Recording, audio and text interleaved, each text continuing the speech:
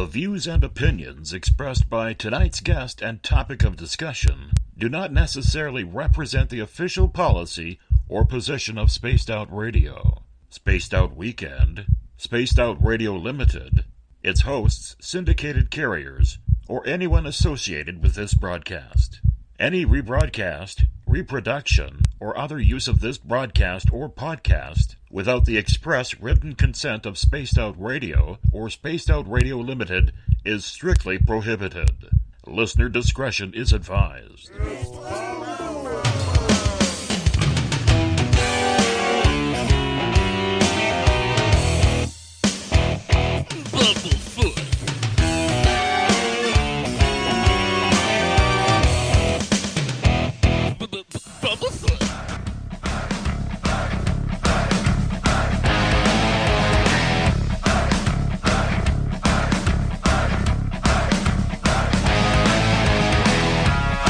Are you experienced?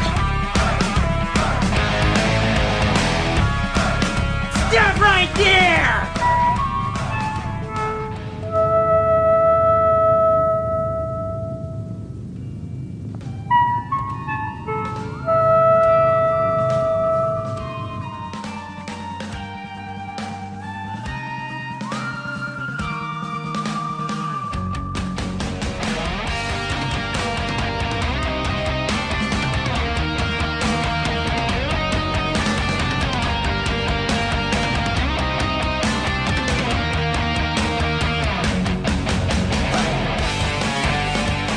From high atop the mountains of British Columbia to you listening around the world, this is Spaced Out Radio with host Dave Scott.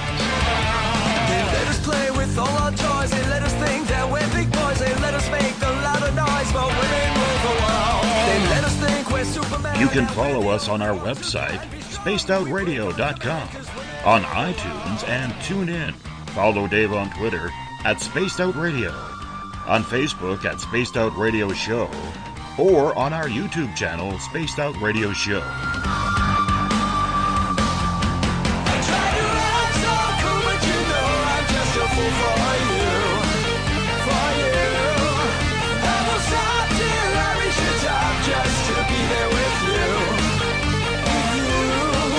Dave, oh Dave, are you playing with Bigfoot and aliens again? Dad, you gotta stop haunting the ghosts. It's scaring them. All right, seriously, put down the pointy sticks.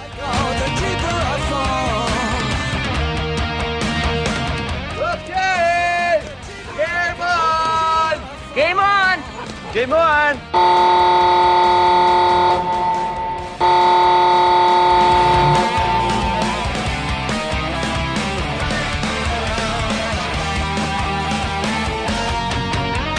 The password is... All right.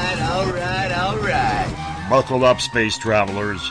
It's time to go for a ride on Spaced Out Radio. Mr. Bumblefoot, Dave is ready for liftoff.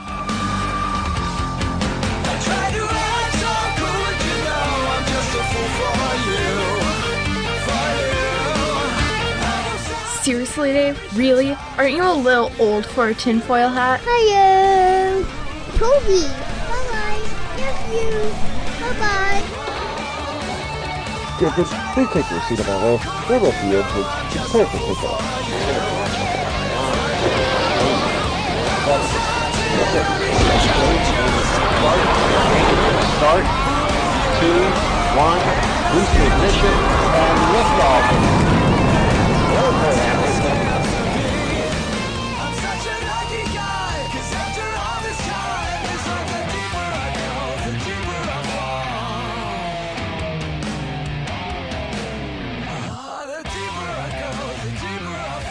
Good evening and welcome to Spaced Out Radio tonight. I am your host, Dave Scott. It's great to have you along for the ride on this Thursday, November 2nd, Friday, November 3rd. If you're on the East Coast or across the pond, hope you had a great day and night. We are live right here in the Great White North on top of the mountains of central and snowy British Columbia, as we are here 7 days a week. We welcome in everyone listening in on our terrestrial stations. WQEE 99 Rock the Key down in Noonan, Georgia, home of The Walking Dead. We We are live as well on the United Public Radio Network, 107.7 FM in New Orleans, and over 160 countries around the world. We are also live at spacedoutradio.com, Spreaker, KTLK, The Fringe FM, Renegade Talk Radio out of Las Vegas, the High Plains Talk Radio Network, and if you're listening in on Revolution Radio, remember the Double R Machine is a donation station financed by you, the valued listener. Head on over to freedomslips.com and donate today. Like our music, get your horns up for Mr. Ron Bumblefoot THAL, formerly of Guns N' Roses, currently of Art of Anarchy and Sons of Apollo. Bumblefoot is the official music of this show. Now, we're all over social media, so you can join us. We're on Twitter, at Spaced Out Radio. Give our Facebook page a like, Spaced Out Radio Show. On Instagram, you can follow me at Dave Scott, SOR. You can subscribe to our brand new YouTube channel as of today. It's just Spaced Out Radio. Listen to us on iHeartRadio in the United States. Tune us in on TuneIn. We're on TalkStream Live, and you can download and subscribe to our shows from iTunes. Our website is spacedoutradio.com.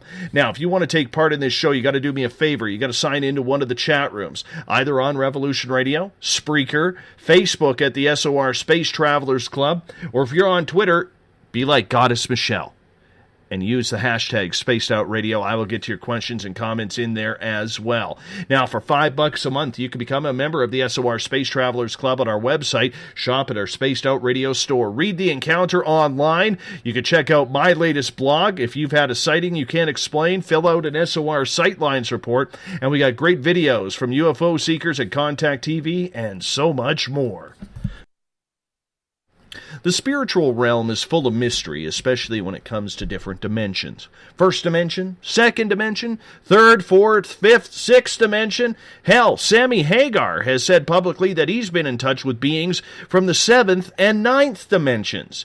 Is this even possible, even though it's so unbelievable? If so, why or what are there so many dimensions for? Intuitive and award-winning author and poet Corrine De Winter from purpleplates.com is here to break it all down for us. Corrine has studiously been learning about her own spirituality and the dimensions behind it for the last number of years, so we're going to see where this goes. The beautiful and talented Corrine De Winter, my favorite poet in the world. How are you? I'm okay. How are you, Dave? I am doing just fine. As you saw earlier, I'm having a perfect hair day today, so... Oh, my goodness. You know, I woke up to 2.5 inches of snow this morning. So I'm still a little bit, not ready for it. I knew it was coming. It always happens. Didn't expect it this early. But here it is, and there's snow on the ground. And right. I'm sitting here thinking, do I really want to get my snowblower and my shovel all ready this early? I don't have a choice. Don't have a choice. No, you don't. So, not like those Southerners who are still having like 90-degree days. It's terrible. Terrible. So, we're bringing you in tonight to talk a little bit about spirituality, dimensions, and everything that you have learned over the last couple of years. And the reason why I like talking to you about this is you are someone who is, lack of a better term, you're not a know-it-all. You're learning as you go, and you're passing on the lessons that you have learned to people as you've gone on. Why have you decided over the last number of years, Corrine, to really investigate and learn about your own spirituality? Well, I've always been interested in the supernatural and, all the paranormal events that happen that I've seen, films of and read about for many years. And then, Dave, I realized also it is just as important to delve inside of myself as it was to learn things on the outside. So I think I have told you this before, that the death of my mother and friends, and then, of course, my dad, really brought me to the forefront of learning my own spirituality. And it's an everyday thing for me now. It's very important to me. So, I mean, that's the short answer.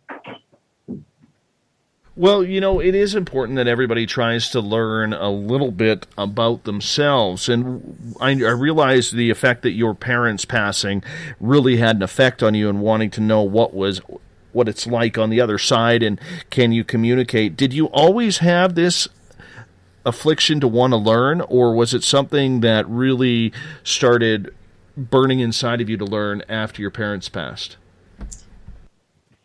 Yes. I mean, well, like I said, I've been into this since I was a little girl, really. But really it kicked off strongly when my mom passed away.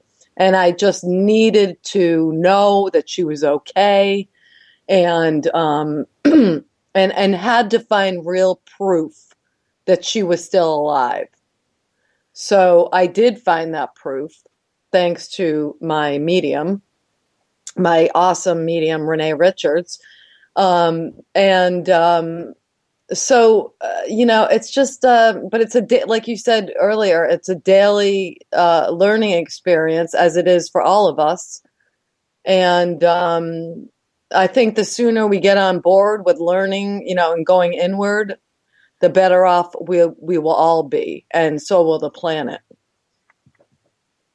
Well, and I understand that, but there are so many people out there who maybe do not understand spirituality or even to figure out where that road to go down that path even is anymore. I mean, they may have had something happen in their youth, or maybe they haven't, and it's something that they are looking into now as we all start to age and get to that point of mortality and realize that, we are not going to be here forever. So, along with buying life insurance policies, we're buying into the fact of learning about our own spirituality to see what's there. So do you find when you are dealing with people or having conversations with people about spirituality that, there is a definite and genuine interest that people have in learning about this? Yes, I think that, okay, let me just say this, that it doesn't matter what path you are on a path. I mean, everyone is on a path, and there is no wrong path. If you choose not to go inward and discover your soul's purpose or something like that, that's absolutely fine. But I do feel like, I'd say, Dave, 50-50. And when I meet people and I talk about this kind of thing, about 50% will say, oh, they'll look the other way and kind of walk away, or they don't want to talk about it. Because a lot of people are scared of it, they just want to know their normal everyday life. They don't want to, seek outward at all or inward. But I think the other 50% are really searching. They want to know that our lives have meaning and purpose. And as I said, I think that all of our lives have meaning and purpose, no matter if you are, whatever shape you're in, whatever position you're in life, you have meaning and purpose. And I just wish that more people would realize that they have more power than they realize. And everyone is a light in the world. And let's just get it together. Let's all get together and realize our full potential. So I don't really want to admonish anyone for not getting on board with it, but it does get a little bit frustrating at times, as you know. No, I can understand that, but do you believe that a lot of society is ready to learn that? I mean, there is so much going on in people's everyday lives. We could sit here and say you have to meditate for 30 minutes. You should really investigate your own self-worth and self-value, which is something that I have been doing over the last number of months, and I can tell you right now, it is extremely difficult to do. When you have the time to do it. But for those who don't have the time, because there's bills to pay, there's pets to take care of, there's children to take care of if you have children, there's always something going on. Never mind the fact that, most of our time now is spent staring at a phone, tablet, or computer whether it's working or Facebook or any other sorts of social media to get our interest. There's very little time to relax and actually sit down and learn because we've made ourselves so busy. Right, which I think is bullshit. Well, I'm sorry, I'm not supposed to swear. No. Good catch. Good catch. And here I thought we were going to have to start the swear jar early. We can use the term BS. BS. I think that's BS. I think that we all have time to learn, okay? Don't tell me that you don't spend at least a couple hours a day doing something kind of ridiculous. And I don't want to say ridiculous, but watching TV, looking at your phone, hanging on Facebook. We all have time to learn. I don't know about that. I really don't know about that, Corrine. And I'm not trying to nitpick or be spiteful here, but life has become a 24/7 type game. I mean, a lot of people don't have time to sleep, let alone, try and find themselves spiritually. Well, let me ask you, Dave, what did you do today? Was every hour spent trying to fulfill your, choices or someone else's?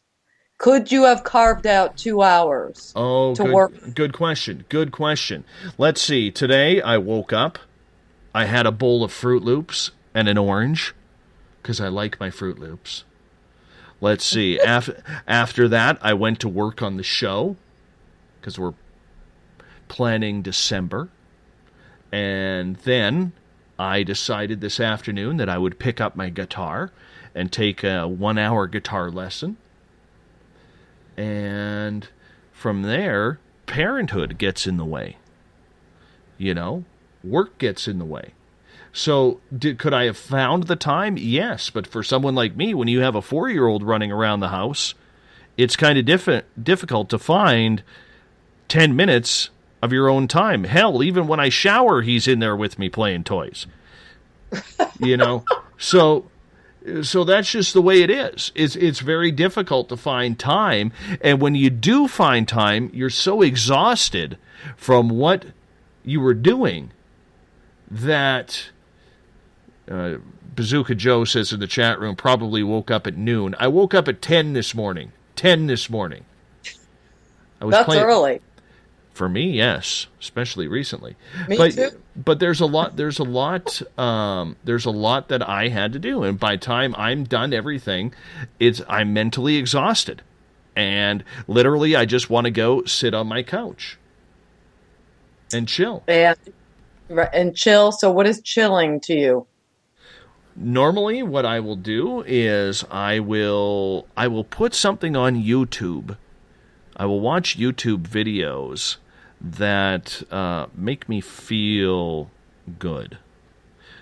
I like seeing people happy. So, what I do in order to kind of bring up my mood, because very well I suffer from depression and anxiety, and it's something that I struggle with, and today was a bad day for me with it. So what I end up doing is I end up going on YouTube, and I will watch videos of people becoming happy. If you've never had, and I'll mention this to a number of people, make fun of me all you want. Really, I don't give a care. But if you've never gone on YouTube and watched videos of soldiers coming home to their family, or watched videos of people who are colorblind seeing for the first time colors, or deaf people hearing for the first time with a cochlear implant, watch those videos, man. They are powerful. They are very, very powerful. So when I start to get down, I watch something like that, or old people falling or children falling, because that makes me laugh. But, there's something that always, that I'm trying to do, and I meant that facetiously, the last part, but there's something that I'm always trying to do in order to keep myself up, because if I'm not up, I'm down. And if I'm down, it is nasty. It is absolutely nasty. I had to deal with one business part. We had to change over our YouTube channel today for the show. I pretty much lost all of my archives, 600 shows worth. Oh, darn it. Right? So tonight will be night number 1 on our brand new YouTube channel, Spaced Out Radio. We've had to, I've dealt with some personal stuff with my daughter and her mother today, which is very, very stressful. And, you have to find that way to get back up. You have no choice. So what I do is when I'm feeling the way I'm feeling right now, I know after this show I'll probably go lie in bed and I will be watching videos to try and bring my energy back up by watching people get happy. Right. So you're fighting yourself. You're fighting something in you that we call depression. You call depression. So you're spending a lot of energy fighting the depression. It's always a fight. Like. Yeah, but it's always a fight, Corrine. It's not just me. Take the picture off of me. But there's a lot of people right now who are fighting it. There's a lot, and it's not just depression, it's not just anxiety, it's finances, it's children on drugs and alcohol, it's, stress from family, stress from exes and ex-partners, it's work stress of being bullied or continually berated and put down. I mean, this is everyday life for people. We've become such a callous society. Right. It's true, but that doesn't have to be your world either. I mean, agree. Okay, I'm not like I also suffer from panic disorder, like you, and I remember long ago someone told me if you don't try to treat it with something. Or try to, correct it, it's going to eat up parts of your life. And it did. It started to, everything I did, I would get panicky and I couldn't do it. And, but, I mean, Dave, you're not one of those people that I meet sometimes, or that I actually know a few of them that are just like stuck in this black hole. And they wouldn't call it depression, but they see everything as the world is against them. Oh, I'm like that. I am totally like that. See, the beautiful part of having a show like this, and I hate you for this right now because I know what you're doing and I don't like it because I always open up when I chat with you. I hate that. Damn you. Tell me, damn you. Exactly. Thanks, Oprah. But the whole point is, there are a lot of people out there, Corrine, who absolutely fight it every day. They fight it every day, and it doesn't matter if it's depression or anxiety or that black cloud that we always hear or that is over people. Hey, if finding your own spirituality works, and at times it has worked for me, I'm okay with that. I'm very much okay with that. But what we need to do is we need to absolutely get people to understand how important it is to be cognizant of what you are feeling and investigate and take the time to investigate what you are going through, because it may not be what you think it is. Is that what you're saying? Yes, it is. For instance, I know it's like, it's easy for me on the outside because I've never really been depressed. I don't know if I'm I don't know why, but like I always have something to cackle about. But I mean, what I'm saying is that you can get outside of that, that darkness that you feel, and And I'm not saying with drugs or anything like that. I'm saying with your own mind, Dave, because you got there from your mind. Your mind can free you from that as well. Now, I can't sit here and give you the directions on how to let go of all that, but I think there are some things you could incorporate in your life to lessen that darkness. Okay, so taking it away from me, because Bazooka Joe made a nice comment in Spreaker. He says, I have told Dave many times how much he helps so many people with the show and how that should make him feel good. Oh, it does. It absolutely does. You know? But there still comes the darkness of when it's not so much like, for instance, I'll explain it to a lot of people. I live 2 different lives, okay? I live 2 different lives. I have the side that is Dave Scott, that you all know, confident, always energetic, feeling good, ready for a good convo, loves his aliens, and so on. But there's a reality to it, too. It's the stress of starting a business, the stress of, having a broken home. My daughter lives 300 miles away from me, and I don't know what the hell she's up to. There's a lot of things that we go through on a daily basis, I've always, believe it or not, even in radio, guys, back when I worked in Vancouver, I was told I wasn't good enough. And I was told that I was a terrible reporter. What? Yeah. So I would file between 6 to 10 stories a day for sports. Our news team, they would have a maximum of 3 to 4 that they had to do, but I was told I was never good enough to do what I was doing. I can prove that. Wow.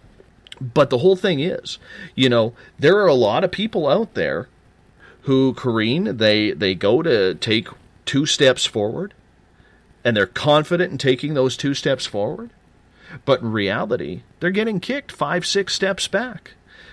It might be a text message. It might be a phone call, an email, a post on Facebook or Twitter, or just something from the wrong person that just always seems to happen. Like I can tell you right now, every time I get on a high, I know that my ex-wife is going to send me that text message. I know it. I know it's coming. And sure enough, it arrived tonight. So but this isn't about me, okay? I don't want this to be about me. This isn't cool, okay? This is about people in that situation, because I'm not the only one. I am not the only one. Everyone has their issues. And the key, Corrine, that we need to do is we need to get people to listen and learn that they do have value, that they do have the ability to change themselves, and maybe that's looking from within rather than looking on the outside of society, whether it's work, whether it's friends, whether it's church, whether it's anything. They need to start looking at themselves inside, correct? Yes. It's true. I always say, because, Dave, I know a lot of people that are wealthy, and I always say the more, and it seems that this is a truism, the more you have on the outside, the less you have on the inside. Now, I don't know if I'm just saying that because it makes me feel better because I'm not wealthy. I will disagree with you there. I will disagree with you there. When I was making very good money, I was at my happiest. Seriously. I have, didn't have a care in the world. Okay. So I don't think I think that statement's wrong. I mean, some people may be hollow, especially if they've grown into it, because they don't know anything. And I worked for a man who was like that, and he even admitted that he knew he had never had a job before. He inherited dad's company. Right? He never had to pay bills, credit card bills, or anything along, right, or even a vehicle. He's never owned a vehicle because, his dad owned a car lot. So he would just go pick up a car. If he totaled off a Corvette or a Viper or a Mustang, didn't matter. Didn't matter. You know what I'm saying? Yes. Okay. So when you were making a lot of money, I want you to think back to that time and tell me, at that time in your life, did you really have peace in your mind and in your heart? The honest answer? Mm-hmm. Absolutely. Absolutely. When you go to the bank and you pay your mortgage and you still have a couple $1,000s left over in your bank account, that feels good. No, but seriously, I can tell you exactly the day that my life changed. I could tell you all exactly the day my life changed.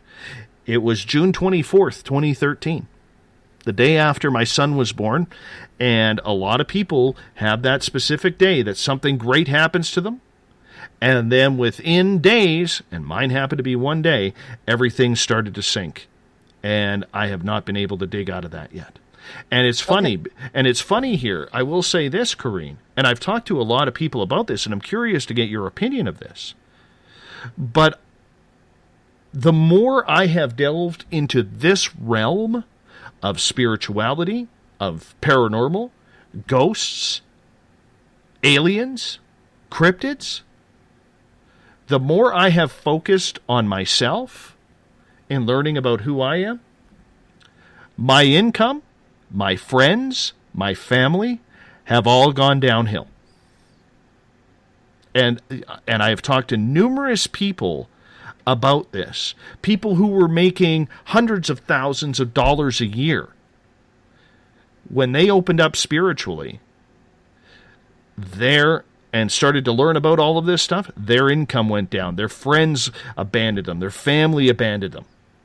Everything started to crash. So why does that happen?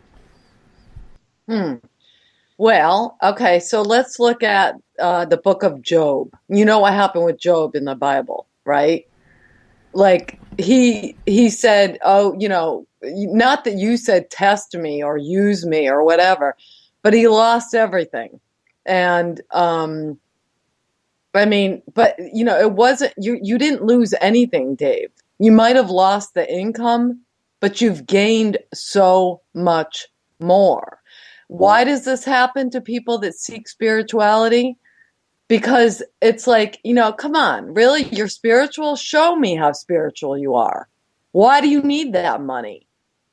You know what I mean? What would you do with that money if you had it again?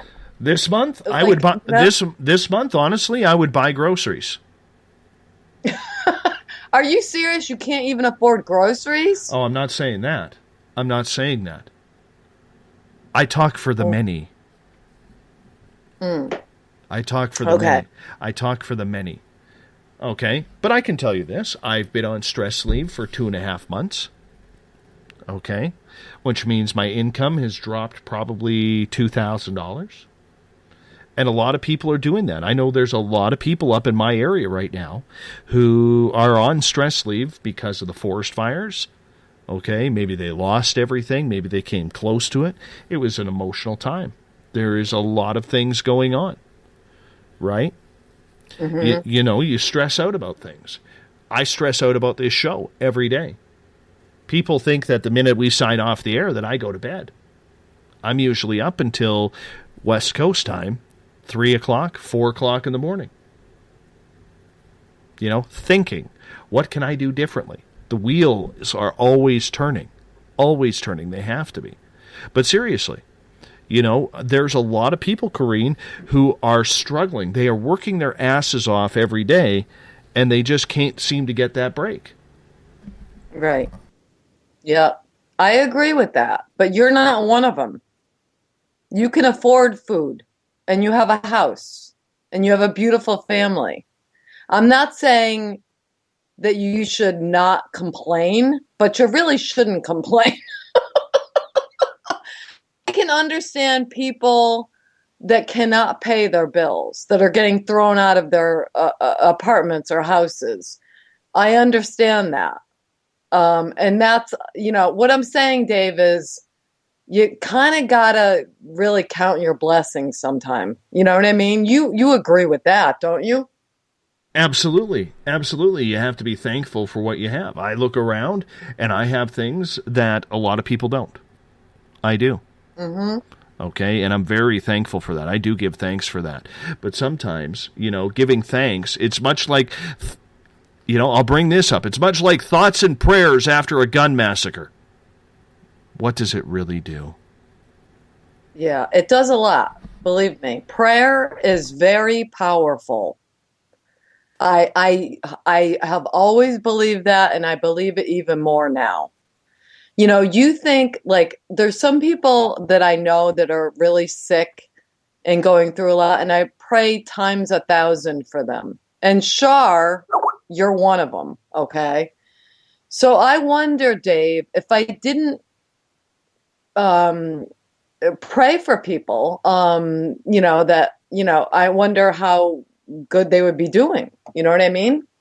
But anyways, that's that. I do pray, and I think prayer makes a difference. Well, let's talk about prayer for a minute, because we are going to get into dimensions and everything along those lines. We will hit that topic tonight, but let's talk about prayer for a second here, because there are a lot of people who pray, whether or not you believe in God or a higher being or a higher consciousness, whatever you want, whether it's Allah, Brahma, Buddha, God himself, Vishnu, whoever it is, whoever you pray to. There are a lot of people who are saying, I'm praying and I just never hear the results. Is it a matter, in your opinion, of not hearing the results or not understanding the results of prayer?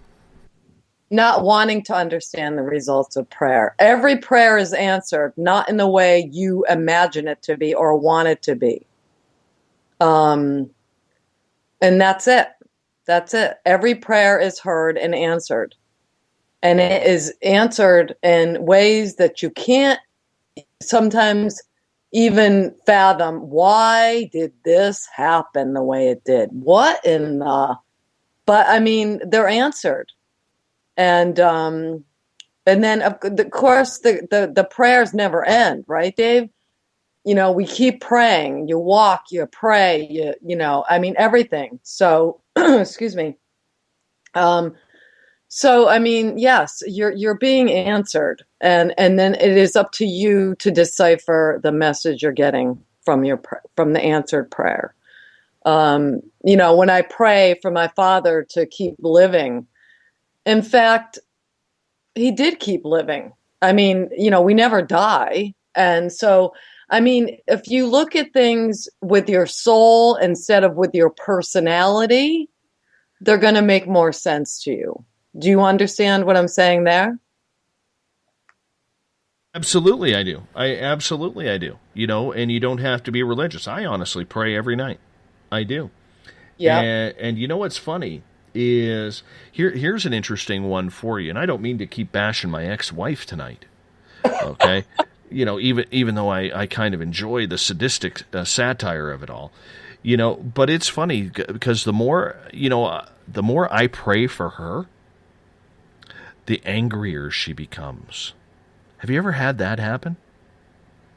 Yeah, you know what? I was actually thinking about this the other day, Dave. I said, because, I have an ex, and I said, the more I pray, the further away you get. Meaning, like, I'm praying, like, oh, he's going to wake up and he's going to understand, and, and maybe he'll come back. But the more I pray, the further away you get from me. In other words, the prayer is answered in the way that he is not coming back. So your ex gets more angry the more you pray for her. She may be feeling that, Dave. She may be feeling like, I don't want his kindness. You know what I mean? You know what? I recall one instance with her where her and I were in an absolute argument. This was about 2 years after we had that I caught her with another guy. And we were in an argument over our daughter. And I literally watched her face morph. And I will never forget standing on the driveway, and she is yelling at me, and all of a sudden her face started going really red, and her temples kind of pushed inward. And that was the first time ever that I actually looked inside of someone or looked at someone and thought, my God, I'm looking into the face of a devil. And I'm not saying that just because it was my ex-wife. I remember it scared me. I worked with a gentleman named Daryl, who I was very close with, and we were fishing buddies and everything like that, and he happened to be an ordained minister as well. And I called Daryl up and I said, Daryl, I need to talk to you about something. This just happened. And he literally told me, he goes, your wife is possessed, or your ex-wife is possessed. And I went, what? He goes, if you saw that kind of evil, there's something inside of her that is not good. And I went, wow. But I will never forget that. Like, even just mentioning, the story behind the way her face compressed and her temples kind of went inward. And I swear to God that she could have brought hellfire and brimstone down on me that day.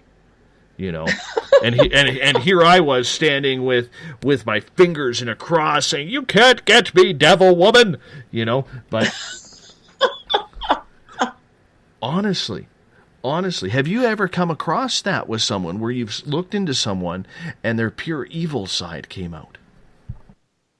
No, I can't say that I have, but my mother used to talk about an incident that happened where a person's face changed. I mean, it totally morphed, just like you said, not because the person was angry, but because she saw another face on the face of this guy that they were talking about, or something. I don't know. Something took over this guy that she was sitting at a kitchen table with, and she saw the other features superimposed on this guy. And it was strange. And anyways, no, I've never encountered that, I think that, like someone just mentioned in the chat here, that her guilt, your ex-wife's guilt, probably gnaws at her, Dave. Yes, her guilt also gnaws at my wallet. Right.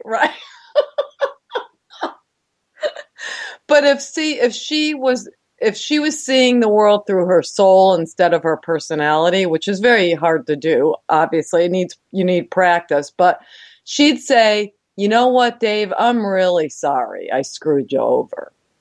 But her personality is this kind of like bitter woman, and she just is not going to let go of that. She's not going to see beneath that, and I don't know. I'm sorry you have to deal with that. Yes. That stinks.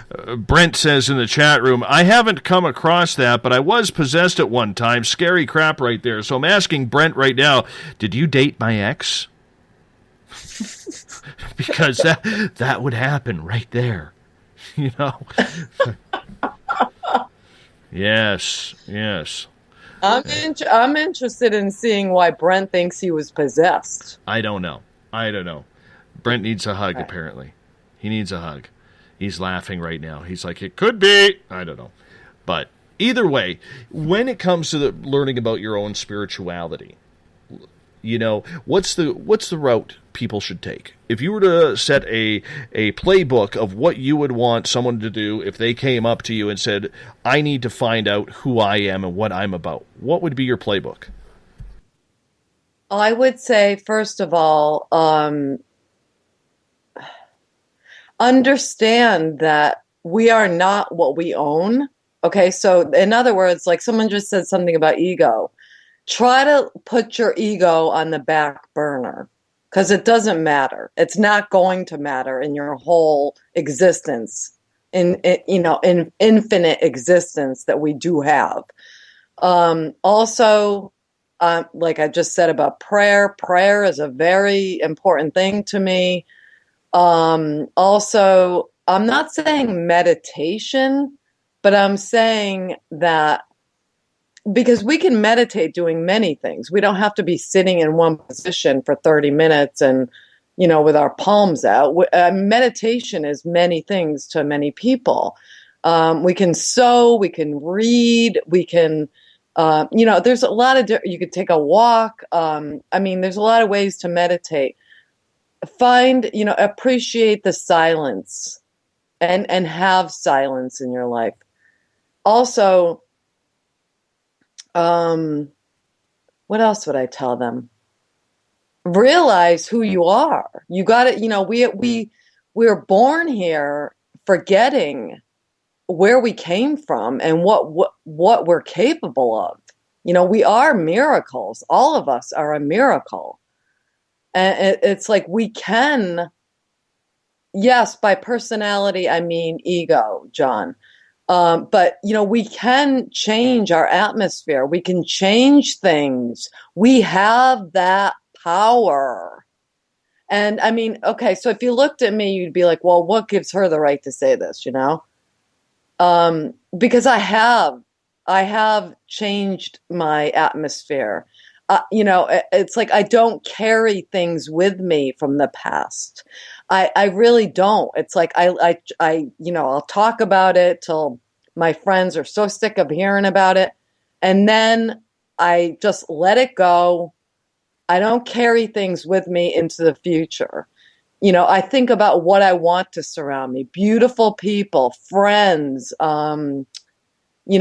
true personalities, true to themselves and knowledge. I want knowledge. I want mystery. I want romance.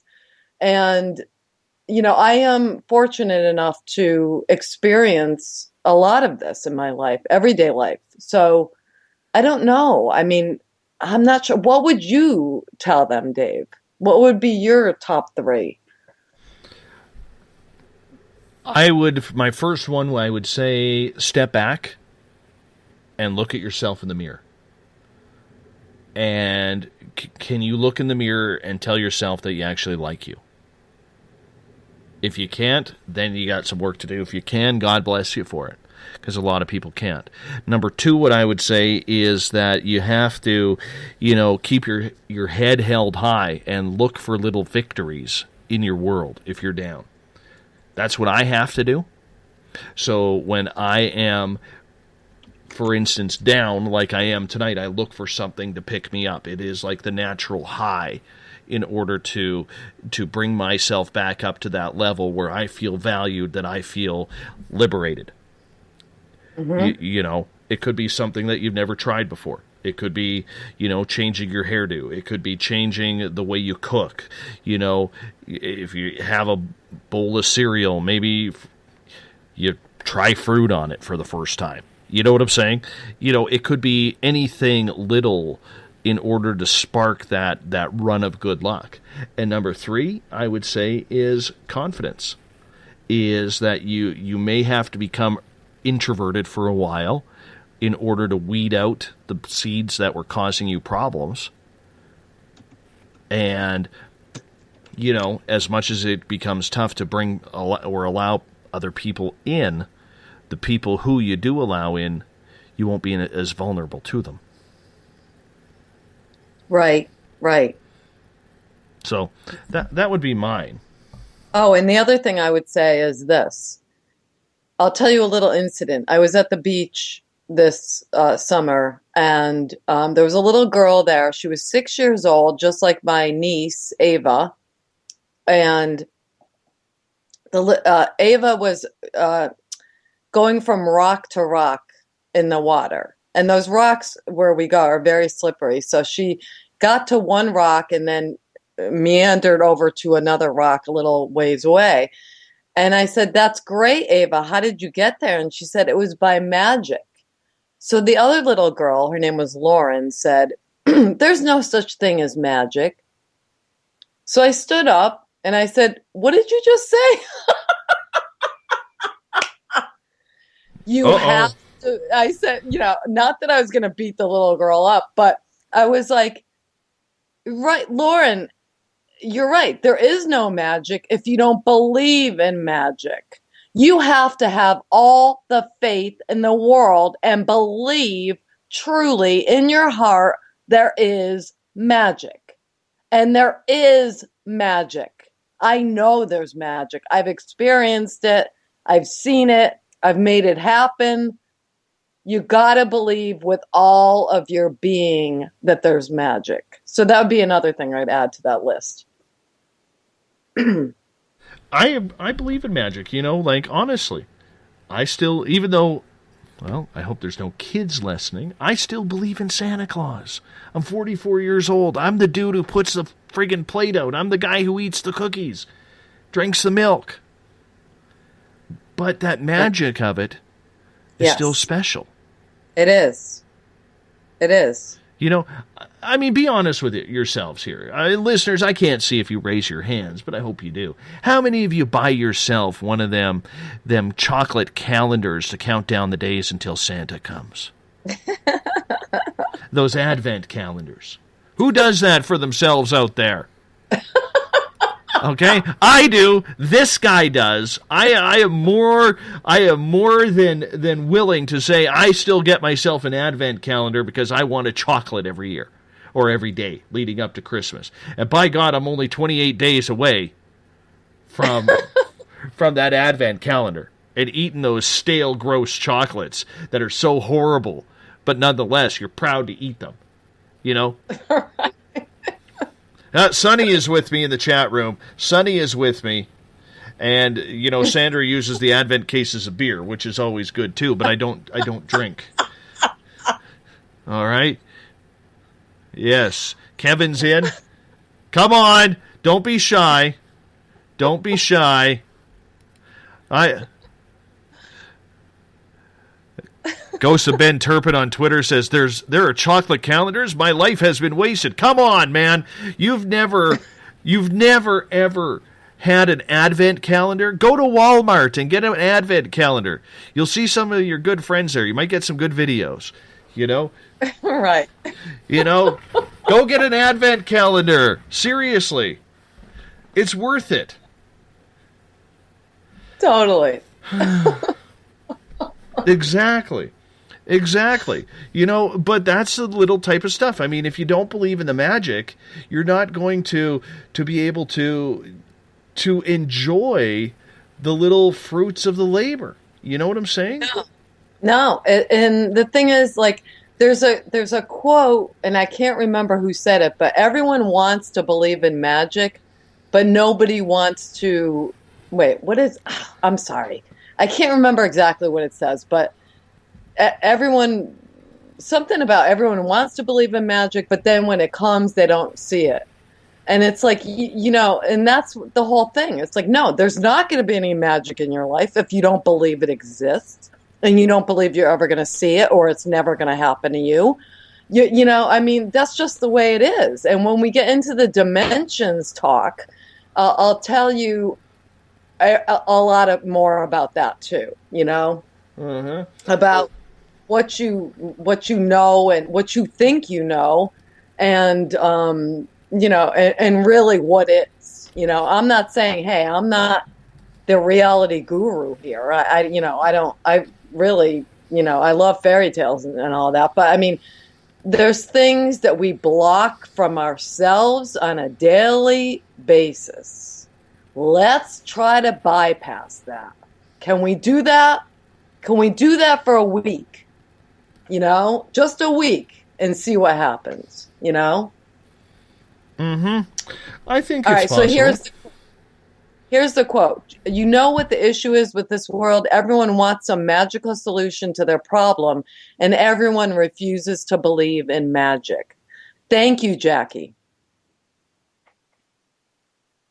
That's our Jackie for you. That's our Jackie right there.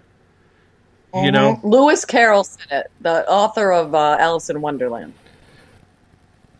All right. Thanks, Jackie. Thanks for showing us up there. Appreciate it. Love her. Love her. I hope she's laughing right now. Jackie's a cool chick. So is Jennifer. I know. Remember, we all Skyped one night. Oh, that's right. Yeah. That's right. And then you guys got me reading you ladies, and I was like 100% wrong, and made me feel like a total schmo, you know.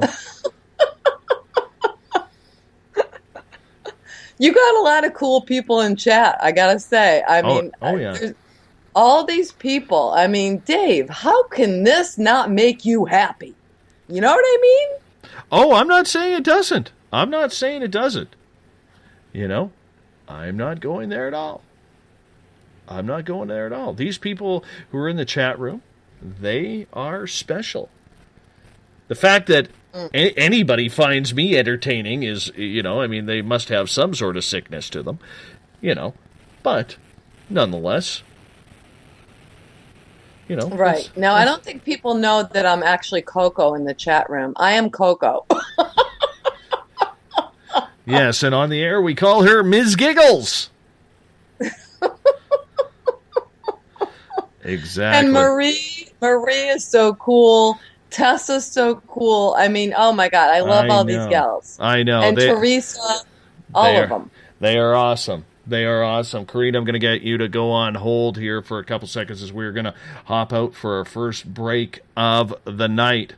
Corrine De Winter, award-winning author and poet. You can find all of her work on Amazon.com or PurplePlates.com. She's a real gem and a good friend, and we're going to be talking Dimensions right after this on Spaced Out Radio. I hate it when Corrine is on. She always makes me say things I don't want to say. Damn you, Corrine. Damn you. Shaking my fist at you. But it's a good show nonetheless. Corrine will be here for the full show tonight. And we will be back with hour number 2 of Spaced Out Radio right after this. 365 days a year, we're in the field, investigating UFO sightings, talking to alien abductees, and visiting secret military locations like Area 51. We're UFO Seekers, official partner of Spaced Out Radio. Follow our daily search for the truth at ufoseekers.com or like us on social media. Catch us on Spaced Out Radio every third Monday of the month as we discuss Area 51, UFOs, and more. And also, don't forget to subscribe to us on YouTube.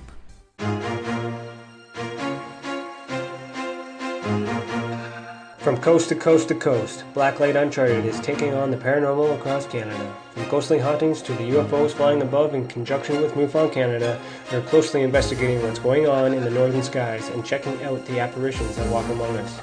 Check out our videos right here at spacedoutradio.com. We want to know your thoughts, we want to hear your experiences, and we want you to share your stories. The answers are out there, and we intend to find them.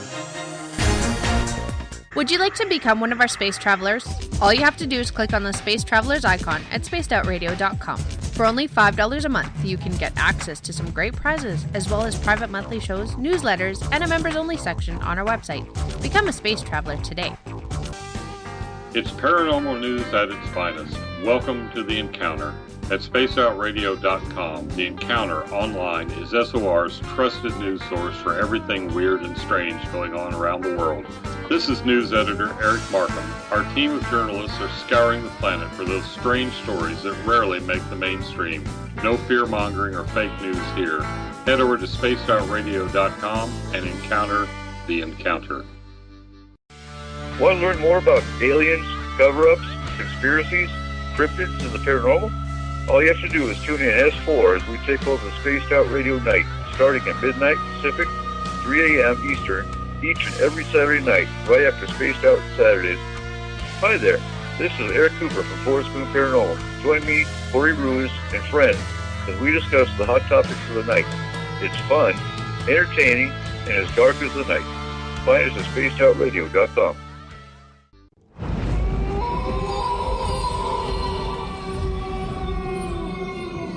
Hey, this is Canadian Paranormal Investigator Mike Moore. The third Wednesday of every month, I'll be teaming up with Dave Scott to bring you Ghosts of the Great White North. Each month, we will bring on guests from across Canada to discuss their ghostly encounters.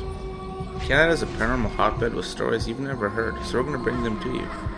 So get comfy on your Chesterfield, grab a donut, and join us, eh?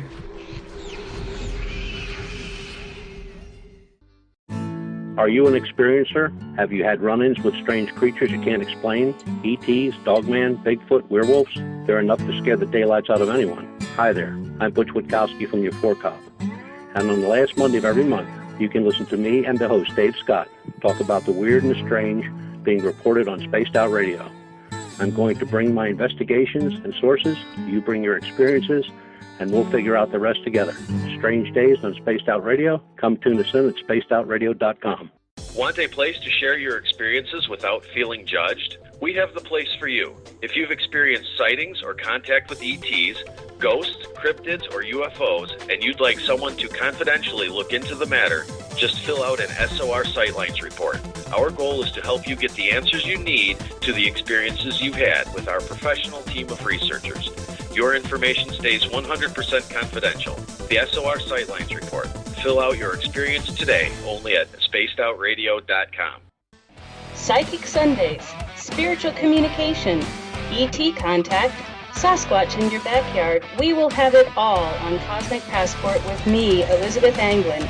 Each Sunday, starting at 9 p.m. Pacific, midnight Eastern, at spacedoutradio.com, I will take you on a journey of enlightenment. The goal is learning from the soul on out. We'd love it if you joined our experience, Cosmic Passport, heard Sundays at spacedoutradio.com. Are you interested in advertising on Spaced Out Radio? Head to our website at spacedoutradio.com and click on our advertising tab. There, you will find an assortment of ways you can get your product out there with us, from radio commercials to banners and social media. Have a product you like our hosts to endorse? We can do that too. Visit spacedoutradio.com for more details. From British Columbia to Northern California, Pacific North Weird has Cascadia covered.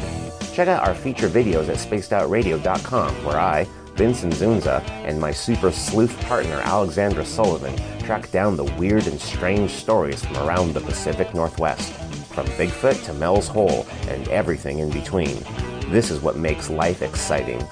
So why report the normal when we can report the Pacific North Weird right here at spacedoutradio.com. Don't have time to listen to Spaced Out Radio live? Wherever you are, the car, the office, the shower, or even if you're traveling, we're right here for you. Each Spaced Out Radio show can be found on iTunes, TuneIn, and on our YouTube channel, Spaced Out Radio Show. It's the perfect way for you to catch up on our shows.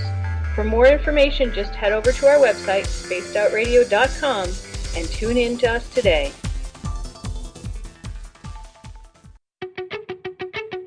Welcome to Spaced Out Saturdays with me, Dave Cruz from Beyond the Strange. Our weekly feature on spacedoutradio.com will take you around the world discussing everything from the paranormal to the latest conspiracies from the top guests in their fields. We won't leave any story uncovered. Spaced Out Saturdays at spacedoutradio.com starting 9 p.m. Pacific, midnight Eastern. The views and opinions expressed by tonight's guest and topic of discussion do not necessarily represent the official policy or position of Spaced Out Radio, Spaced Out Weekend, Spaced Out Radio Limited, its hosts, syndicated carriers, or anyone associated with this broadcast. Would you like to connect with us? Head to spacedoutradio.com for all your latest show info. And hit us up on Twitter using the hashtag SpacedOutRadio. Now, back to Dave Scott and SOR. Welcome back to the second hour of Spaced Out Radio tonight. I am your host, Dave Scott. Great to have you with us. Tomorrow night on the program, our Keith Andrews is back. I know. People on Twitter will absolutely love that. Our Keith Andrews with the ET Connection starts at 9 p.m. Pacific, midnight Eastern Time at spacedoutradio.com. We want to welcome in everyone listening in on WQEE 99 Rock the Key down in Noonan, Georgia, home of The Walking Dead. We are live as well on the United Public Radio Network, 107.7 FM in New Orleans, and over 160 countries around the world. Great to have you with us as well. We are also live on KTLK, The Fringe FM, Renegade Talk Radio out of Las Vegas. And if you're listening in on Revolution Radio, remember the Double R Machine is a donation station financed by you, the valued listener. Head on over to freedomslips.com and donate today. Bill Cardwell has set the password for tonight in the SOR Space Travelers Club. Concupiscence. Concupiscence is your password. Make sure you use it wisely, space travelers, as Bill sets the password each and every night right here on the mighty SOR. Now, if you want to follow us on social media, you can do so on Twitter at Spaced Out Radio. Use the hashtag Spaced Out Radio if you want to connect live with me during the show as well. You can give our Facebook page a like, Spaced Out Radio Show. You can also join us in the SOR Space Travelers group on Facebook for live chat. We're also on Instagram, Dave Scott SOR. You can also subscribe to our brand new YouTube channel after tonight, Spaced Out Radio. It's not Spaced Out Radio Show anymore. We had to get rid of that one, so make sure you go and subscribe to Spaced Out Radio after today. I would appreciate that.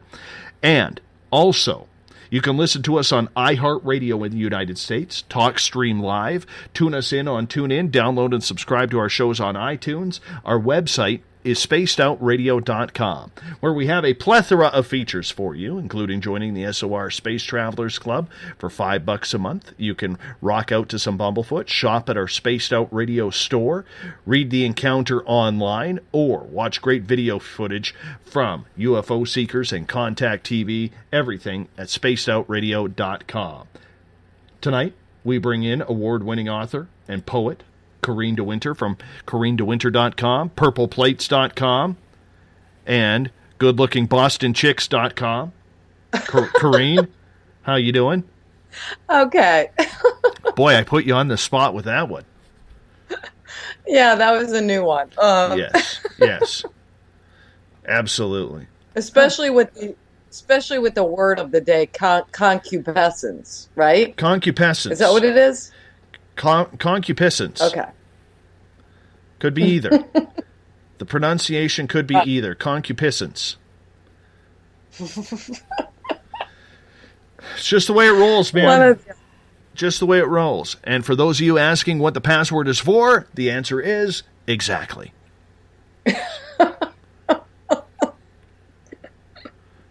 All right.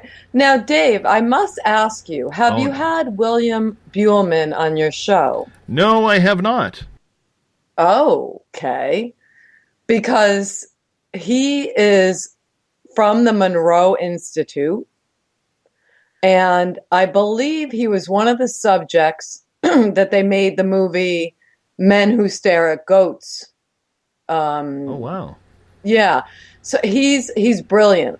So a lot of what I've learned about dimensions has to do with Buhlman's work as well.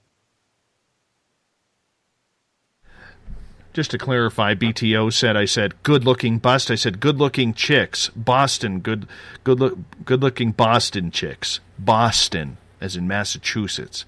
Head out of the gutter, man. Head out of the gutter. Either way. Forget about it, as he says. Either way. That's cool. Joe has had him on. Joe's had William Buhlman on. You know what? I do have to give a big shout out to Joe Roop from KTLK. If you haven't listened to his show Lighting the Void on Tuesdays and Wednesdays, this dude is talented. You know, he really is talented. And, you know, he's probably going to shake his hair because he's got nice hair too. You know, he's probably going to shake his hair and say, oh man, I am not. I'm just growing, you know, trying to do something right. And he's very humble, like a Canadian for, you know, except he's from Arkansas. Because I don't understand how you don't pronounce the S in Arkansas at the end. He's from Arkansas. So either way, the main thing is, you know, make sure you check out Lighting the Void as well on Tuesdays and Wednesdays before Spaced Out Radio and KTLK, The Fringe FM. It's very, very good show. Very good show. Anyways, we want to talk dimensions with you. Okay? Now, for most humans out there, we know about the first dimension. You know, it's like a piece of paper lying on the ground and you write on it. That's one-dimensional. Two-dimension would be two sides. And, you know, people are said to live in the third dimension. And now we keep hearing that we're getting more into a fourth dimension. I don't really get the whole dimension thing, and I realize there's a lot of people out there. Is there something to it? Oh, there's definitely something to it. I mean, we exist. Parallel dimensions coexist with us always. And I mean, there's just so many other dimensions that, okay, so what I do, Dave, when I started learning about dimensions, I realized the term dementia, which is what, is Alzheimer's, dementia. So when I used to sit with my dad, and of course he had Alzheimer's, he would say, and I'd be sitting right next to him at the table, and he'd say, "There's Corrine outside." And I was like, "Oh," even though I'm sitting right next to him. And I said, what's Corrine doing? And he said, "She's with her boyfriend." And I said, "Okay." So then I would say to my dad, it's kind of sad to me to repeat these stories, but I would say to my dad, "But Dad, I'm Corrine. I'm sitting right next to you." And he would just like look away. The thing is this, dementia shows us and people say it's an illness. It is an illness, but it also proves on another level that they are dealing with other dimensions that do exist. Okay, so the parallel world, like the one right next to ours, is 99% identical to our world. But we're at a different etheric level when we enter it. So if you do an out-of-body experience, if you try to go out of your body, you're going to experience another dimension that is almost exactly like this dimension, but it's a tiny bit different because there's no, how in our world everything's physical and it's got a thick substance to it. We're living in a very heavy dimension on Earth. So we feel the heaviness with everything, even ourselves. We're like, "Oh God, I can't get up," or whatever. But the other dimensions, anything goes, really. So this is the physical world. And then every other world outside of this world is not a physical world, but there's many of them. And there's many of us also experiencing things in other dimensions at the same time we are experiencing things in this dimension. For instance, I am sitting here talking to you right now. In another dimension, you could be, who knows, you could be my brother. We could be at a beach. Anything goes. But it's also very important to commandeer, when you do an out-of-body experience, to commandeer the experience you're going to have by letting go of fear and thoughts of any hellish thing happening. That is all important when you're doing an out-of-body experiment. So, we can all do this by raising our vibrations. You can do that with purple energy plates, by the way, and which will raise your vibrational rate. And then we enter other dimensions with this raised vibration, and we can have a good time. People that have had near-death experiences and have had a hellish time, mostly it's Catholic people, because we're taught, I was raised as a Catholic, and we're taught to fear hell, but I firmly believe that there is no hell unless you believe there's a hell. If you believe you belong in hell, then you're going to encounter a hell. If you believe in Jesus and you believe in angels and light and perfection and beauty and nature, that's what you're going to experience. So this is why I say, as above, so below.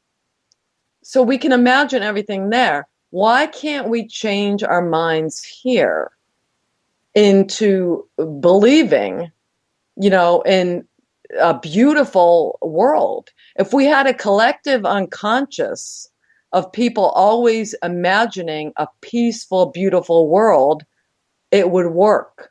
However, not everyone is on board with that. Not everyone imagines a peaceful world. Like people we just talked about that live in a black hole. So anyways, what questions do you have about dimensions? Well, I mean, this leads into Tessa's question in the Spreaker chat room about what do you think then about the Mandela effect? Do you think it's real? Do you think it's fake? Do you think it's just people's imaginations? Because, I mean, let's face it. We all know that elementary school test where two people start a story, and by the time it gets to the end of the classroom, the story is totally changed. Right. I believe that, I mean, I haven't researched the Mandela effect quite extensively. However, it totally makes sense that the Mandela effect would be taking place right now, because I do believe, and I know, you're going to say, well, no, not you necessarily, but a lot of people say, oh, when people say the veil is thinning and, we're so close to the other side, we're closer than ever, and it's poking through. I do believe this because we know the Schumann resonance. You know what the Schumann resonance is, right, Dave? Yes, but I can't remember. Okay. So the Schumann resonance is the resonance of Earth. For hundreds and hundreds of years, it remained at one stage. One. I can't remember what it is. I want to say it's like, I can't remember. So if someone knows out there, please put it in the chat. Okay, so for hundreds of years, we had the same resonance. And then in the last 3 or 4 years, it has tripled. So that means the vibration of Earth has tripled or more. It might be more at this point.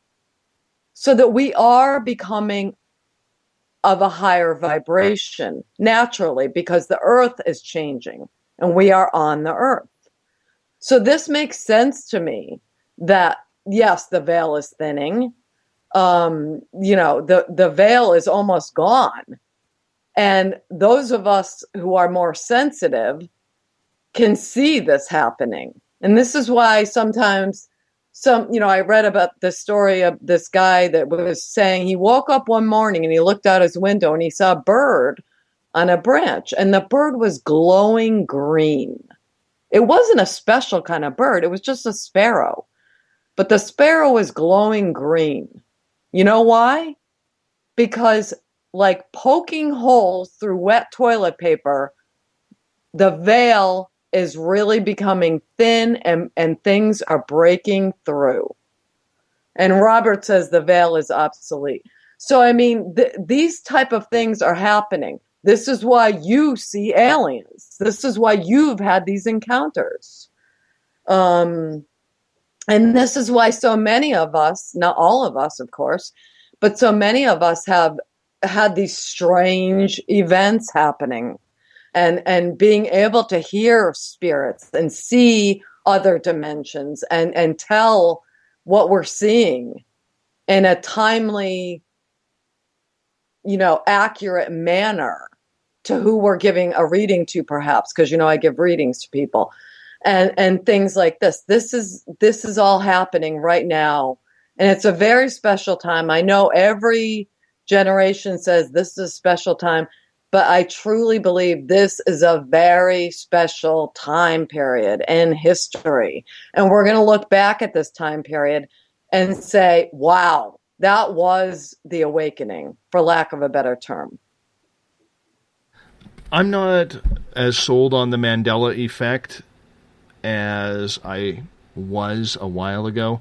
I think there's just too many different, coincidences. There are some things that are strange. I can tell you that. Probably the strangest one was I only thought there were 4 people in the Kennedy assassination limousine. But there's 6. Other people have claimed that there was only 4. So there is a lot of things out there that you think, what? Is that really true? Did it really change? I'm just not sure that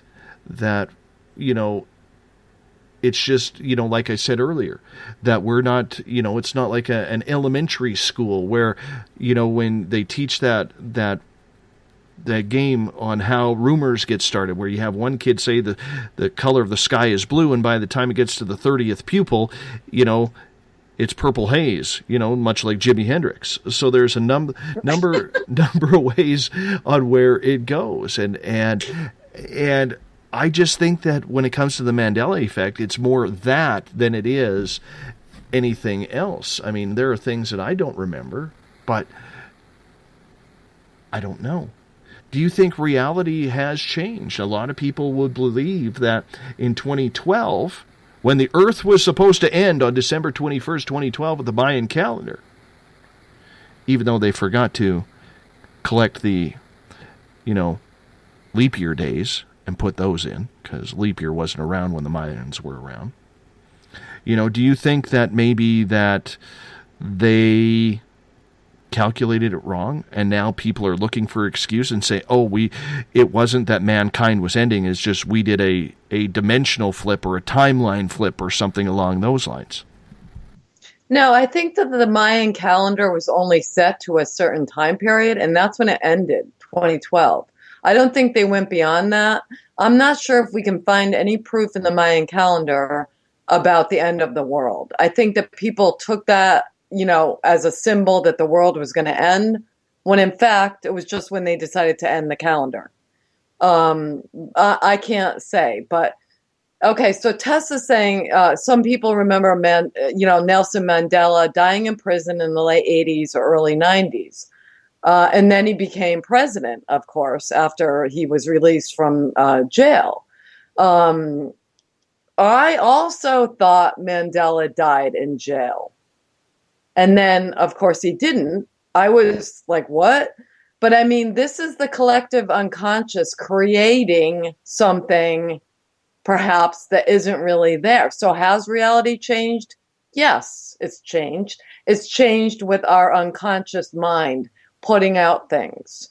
Like, I mean, there's lots of things, Dave, you probably can think of when you were young that existed, or, that you could ask anyone else about it and they're like, I don't know what you're talking about, So if you're talking about the Mandela effect, yes, it's, it definitely could be a real thing. And I think it is. But we all have different memories, of course. I remember 4 people in the Kennedy car also. So I don't know. And like Robert just said, Buddha said, with our thoughts, we make the world. Indeed, Robert, we do. And this is why I'm saying it's so important what you're thinking, because your thoughts are creating, which I want to get into thought forms too, when you're ready,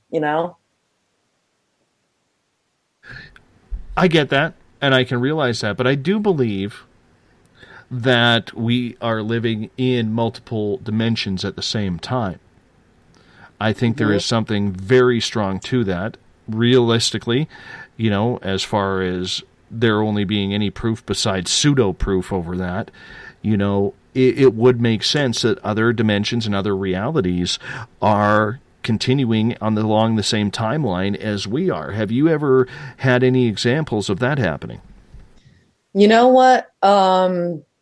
That's interesting. No, I can't think of anything of my own life, but I can cite one thing that did happen to someone I know. Preston Nichols, who people might know from the Montauk Project. I met him through Peter Moon, who you've had on your show before. Preston Nichols was at a fair when he was about, it was like a carnival something, when he was about 36 years old. He met his future self at the fair. The gentleman came up to him and said, and he looked like him in the future.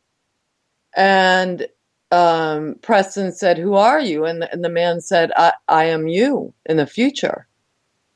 And they actually, I don't know how long he spent with this gentleman, but they actually got DNA, and it was the same DNA tested, and it was actually the same DNA, supposedly, because I don't know if you know who Preston Nichols is. He's a little odd. But anyways, I've met other people that have met their own selves in different situations, which I find so interesting. I think that's just so interesting. But yeah, for myself, have I ever felt like I had encountered something like that? I can't think of anything right now, but I'll let you know as the show goes on if I think of something. BTO has a question saying that he knows for himself that the 4D is like an onion, but my question is, or his question is, do you know who exists within the layers of fourth dimension? And if so, is it about ascension rather than ascension? No, I don't think it's about ascension. I think it's not even about ascension. I think it's just a different realm. And once again, I'm going to cite what you believe will happen.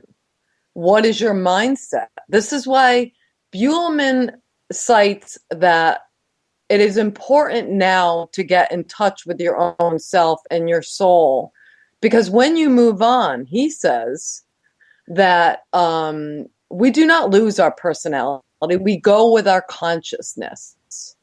And if you're angry or jealous or whatever, you're carrying all of that with you. So get with it now on this dimension before you move on. Because when you move on, you're taking all that with you. And, okay, so, and I wondered if this was, what he said in terms of you take it with you. The angry, I don't believe in demons. Unless you think there's demons, you're not going to see demons, So, but I believe that, that we can commandeer seeing from what we bring with us. I mean, and we're going to bring those things with us. Does that end up that there's like angry ghosts? Yeah, sometimes there's malicious ghosts, or spirits, I should say, not ghosts. Spirits, yes, there's angry spirits. There's people unsettled. There's people stuck, just like they were stuck in life, Have you yourself ever seen yourself or been part of another dimension? Well, yeah. I mean, we all are part of another dimension when we dream. That's another dimension. I don't know. Do you remember your dreams, Dave? Only when I get taken. Seriously? Not every day? No, I couldn't tell you what I dreamt last night or the night before, but I sure as hell could tell you the last time I was taken. Wow. Okay. Yeah. Interesting. Now, I will say this. I've mentioned this only like once or twice ever on this show. A couple of years ago, before I started this show, I actually do believe that I met myself in another dimension. And this is what has made me think about this topic numerous times, mostly while I'm not on the air, trying to figure out what it was that actually happened.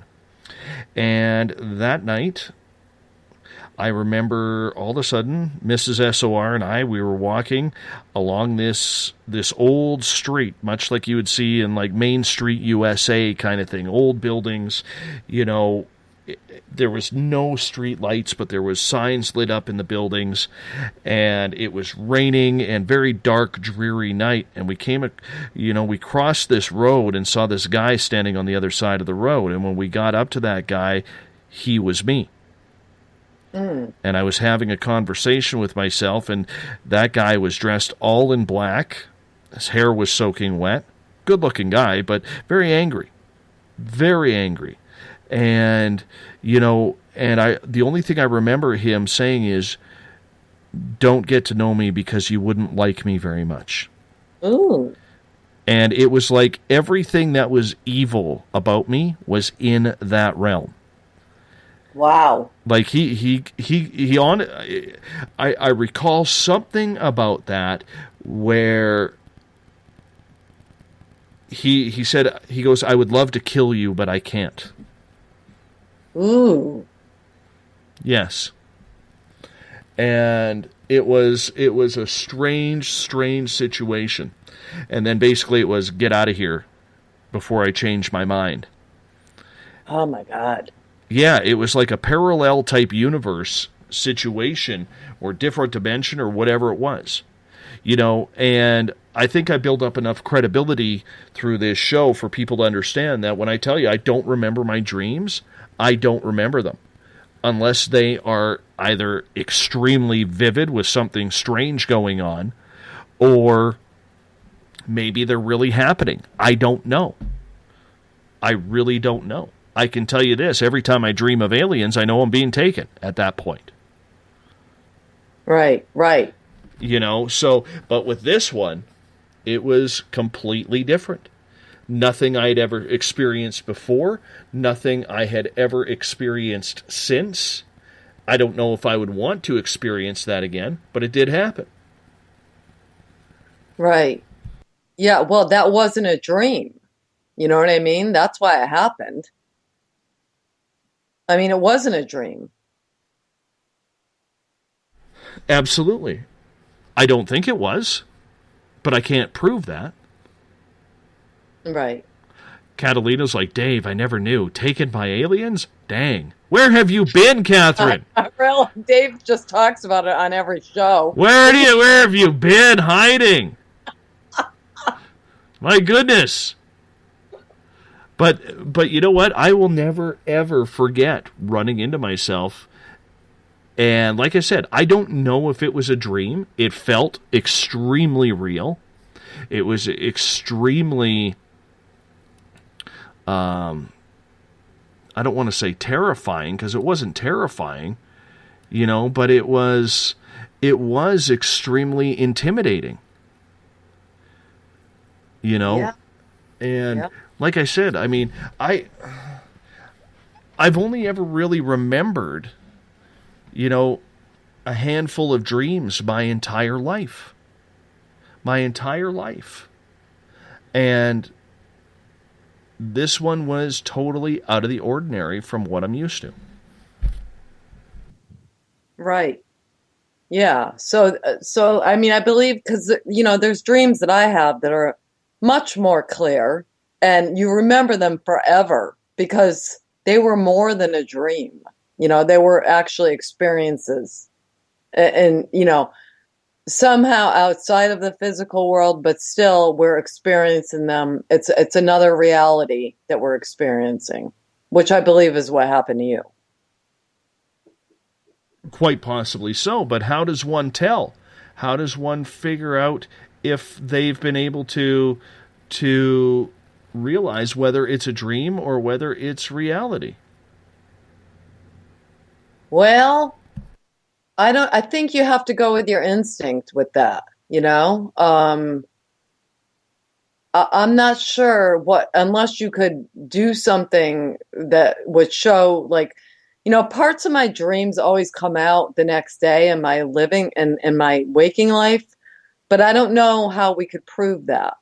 I don't know how you could prove that it was an experience and not just a dream. Well, I know there's a lot of people out there who have probably experienced other things in the dream fantasy.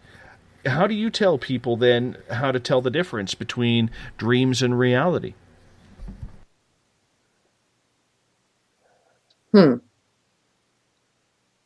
I say if it really, because you can tell.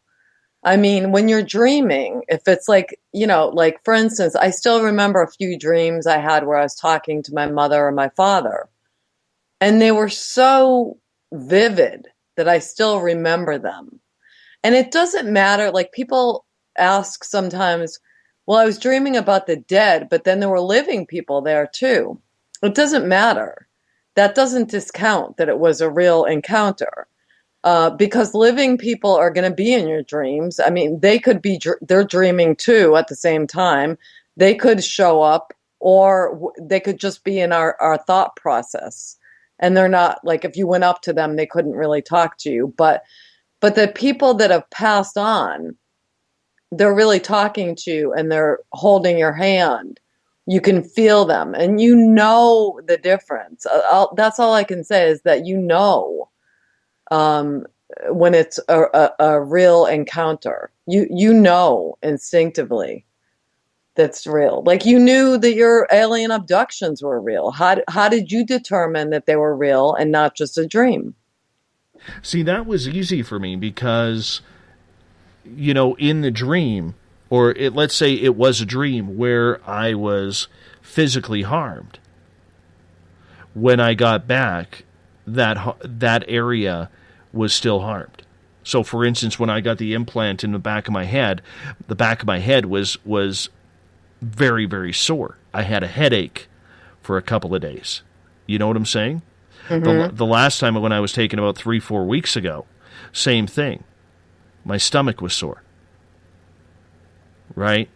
Right. So that way, I really knew that there was some reality to it, rather than thinking, oh, well, it's just a dream. Right. Well, yeah, I mean, you had physical symptoms. Absolutely. Yeah. Absolutely. But I mean, as far as other things are concerned, okay, when I was a kid, or not when I was a kid, but after my grandfather died in 1995, my uncle and I had the same dream for a couple of months of my grandfather showing up. Mm-hmm. So that told me that there was something to it. You know what I'm saying? However, jumping over to a different dark dimension that looks like a scene out of the original Batman, with Michael Keaton, very dark and dreary. I mean, to me, that could be, my mind playing tricks on me. And I'm just not convinced, although it does make for an interesting story. You know what I'm saying? Right, right. Yeah. And that's the struggle, Corrine, that a lot of people have, because they can't figure out the difference between reality and what is happening, maybe on a different dimensional level, compared to what is happening on a dream state. Mm-hmm. Right. I feel like you are having experiences rather than dreams.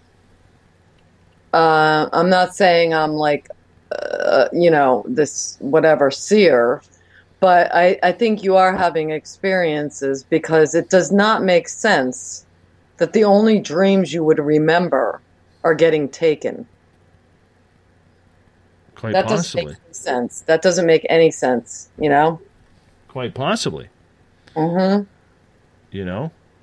That is something that, I still question. And I think, for those of us, I think it's healthy to question it, whether or not it's reality or not. It may drive us nuts. It may, drive us to a place where we don't understand or bring in too many other questions. But do you not think that there is the ability to maybe try and decipher what is real and what is fake? Yeah, you can try to decipher all you want, but like a lot of, things that are miraculous, you're never going to get the proof, Dave. You know what I mean? We could, listen, there's still people that don't believe in life after death. There's still people that don't believe that we, continue to live after we leave this planet or this, realm. I mean, but we do. But trying to get these people to believe, some of them, it's like, so are you ever going to find hard proof? Scientists can't seem to find hard proof. I don't know why. I think they're just like pushing it under the rug. They don't want to know the truth. They don't, because they can't explain it. They've got their box measured out, and that doesn't fit. So, I mean, it's really up to us to discern what is happening. You know what I mean? What's really happening to us personally. Not, we can't, like, I don't know. It's like, that's more of the going within that I talked about previously,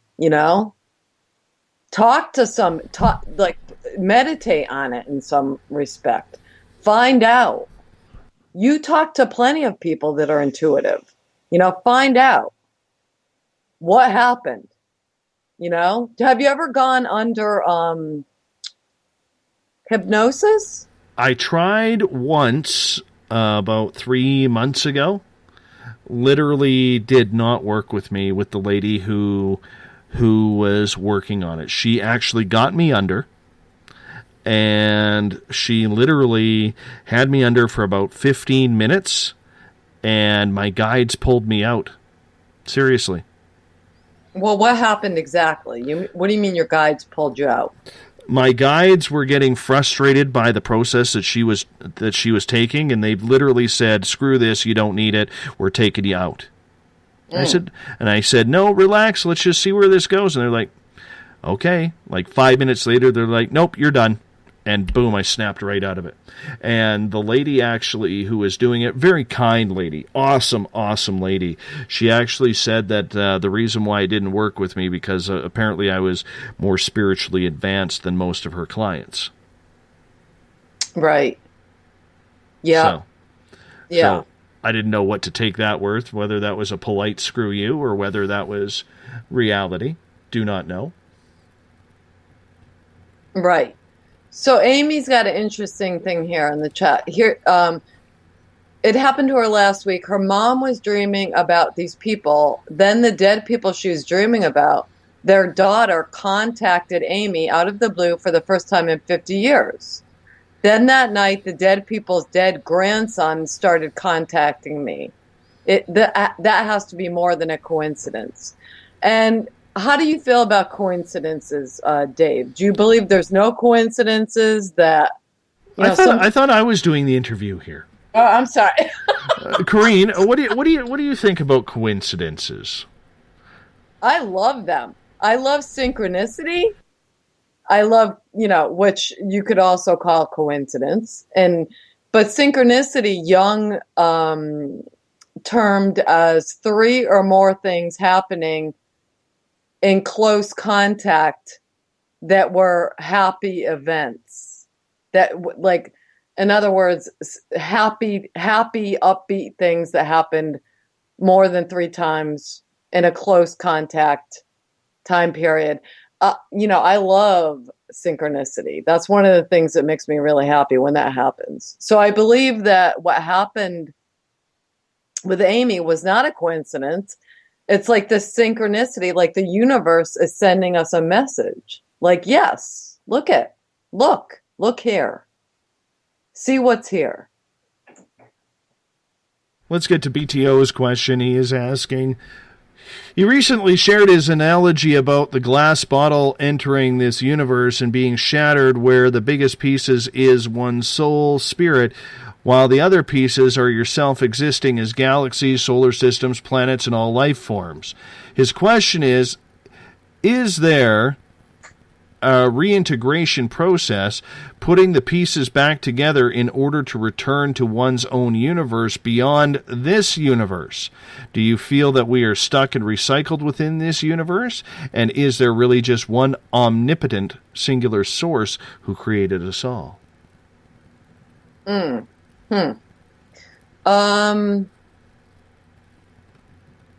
don't think we're recycled, although some people do have that theory that we're recycled. The souls are recycled. That we just like go on. I kind of don't believe that. Is there one omnipotent source that created us all? That's a good question. I don't know. I want to say no, but I'm not sure. I'm a God guy, so I'm going to say there is, but that's just me. I could be wrong. Maybe the Mormons got it right. To quote South Park, maybe the Mormons got it right. I don't know. I think not. Now, I'm getting a lot... Hold on a second here. I'm getting a lot of harassment over the original Batman. When they recreated Batman, I know Adam West was the original Batman. Okay? Michael Keaton was when they recreated it. That dark, dreary Batman that has that evil side. That's the Batman I was talking about, not the Adam West Batman. And just so you know, it's concupiscence. Concupiscence is the password. I got in trouble for that. Concupiscence. This is turning into just one big messy blog. That's what this is. My goodness. Concupiscence! Oh, hope that suits you well, Cardwell. Concupiscence.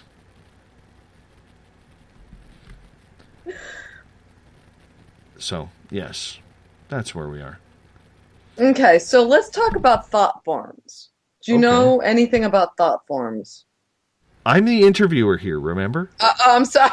So, you don't mind if I host my show, do you, Corrine? No. Are you sure?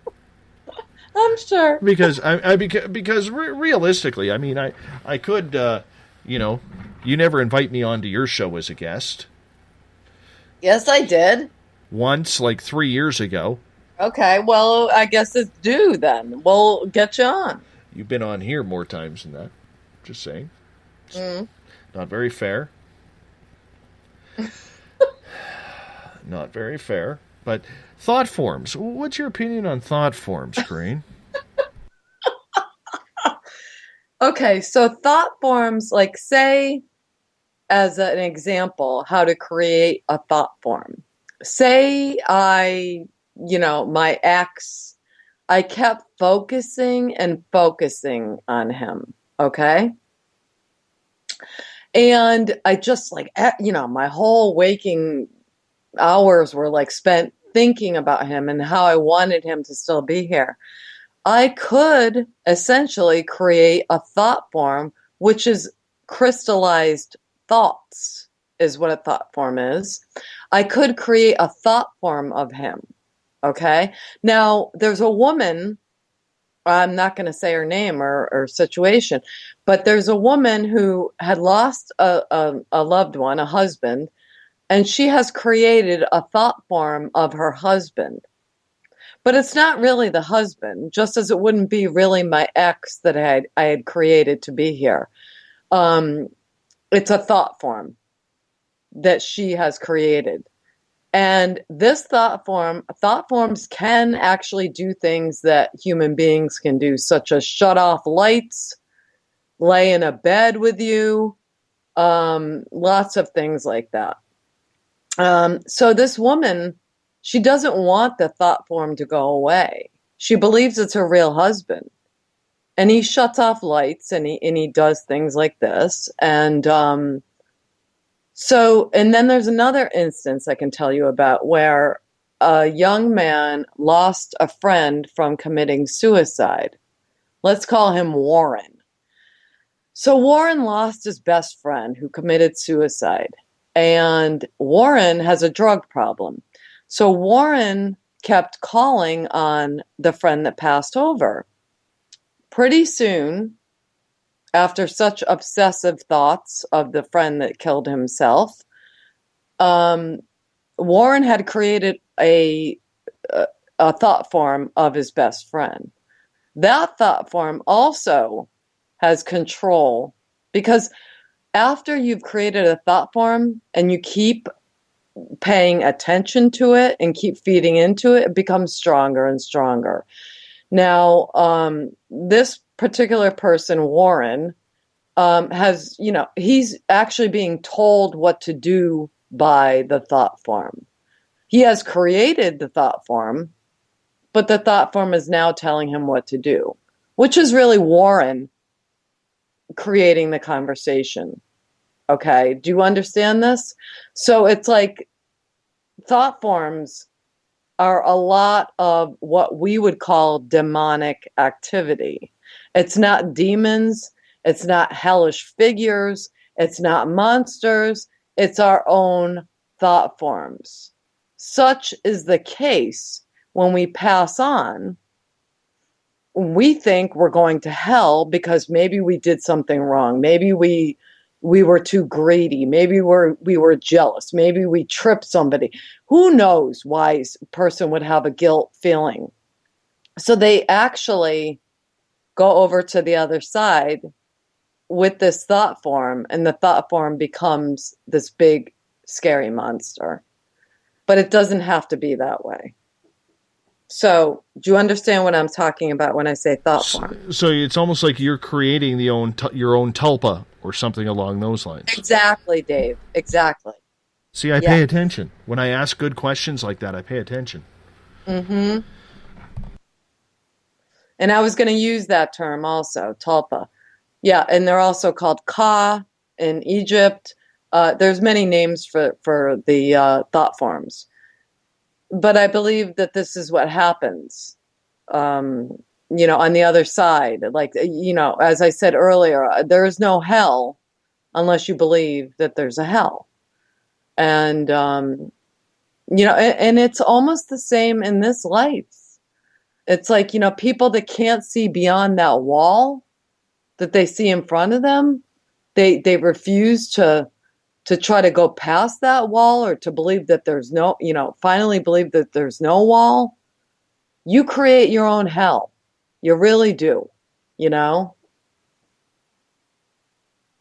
We only got about 5 minutes here before we got to go to a break. So people then, by what you're saying, they're the ones torturing themselves. It's not that they are being tortured by the other side.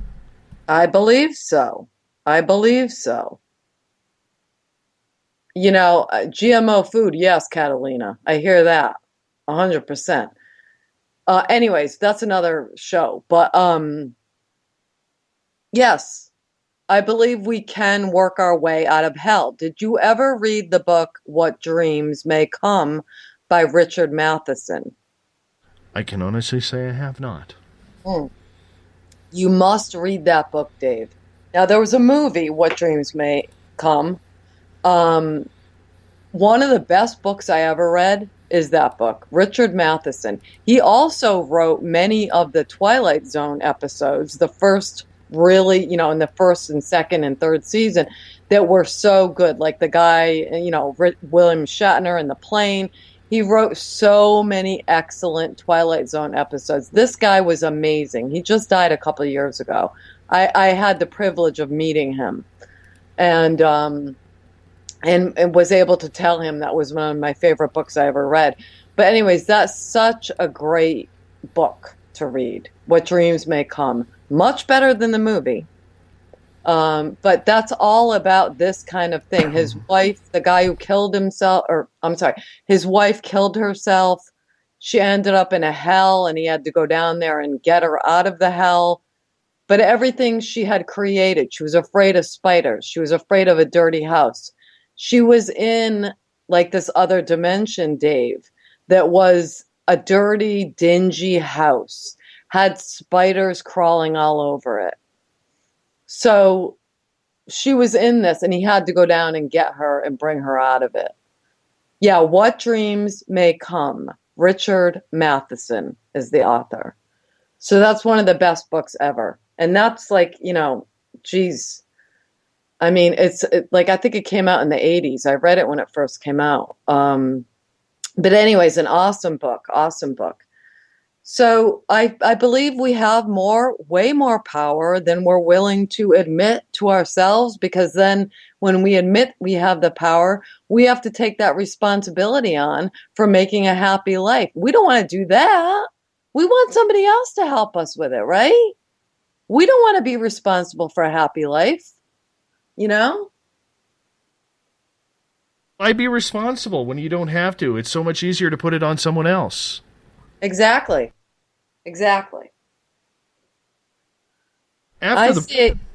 Go ahead. No, you please. I say, get to it, man. Start recreating, and as Amy Kavanaugh says, redecorating hell. Because you don't have to live there. But a lot of people will say that's the black cloud hovering over top of them. All right. So how can you disperse a black cloud? Of course, there's no real black cloud, but how do you disperse the black cloud hanging over you? You put light in its place. That's what you do. You put light in the place of the black cloud.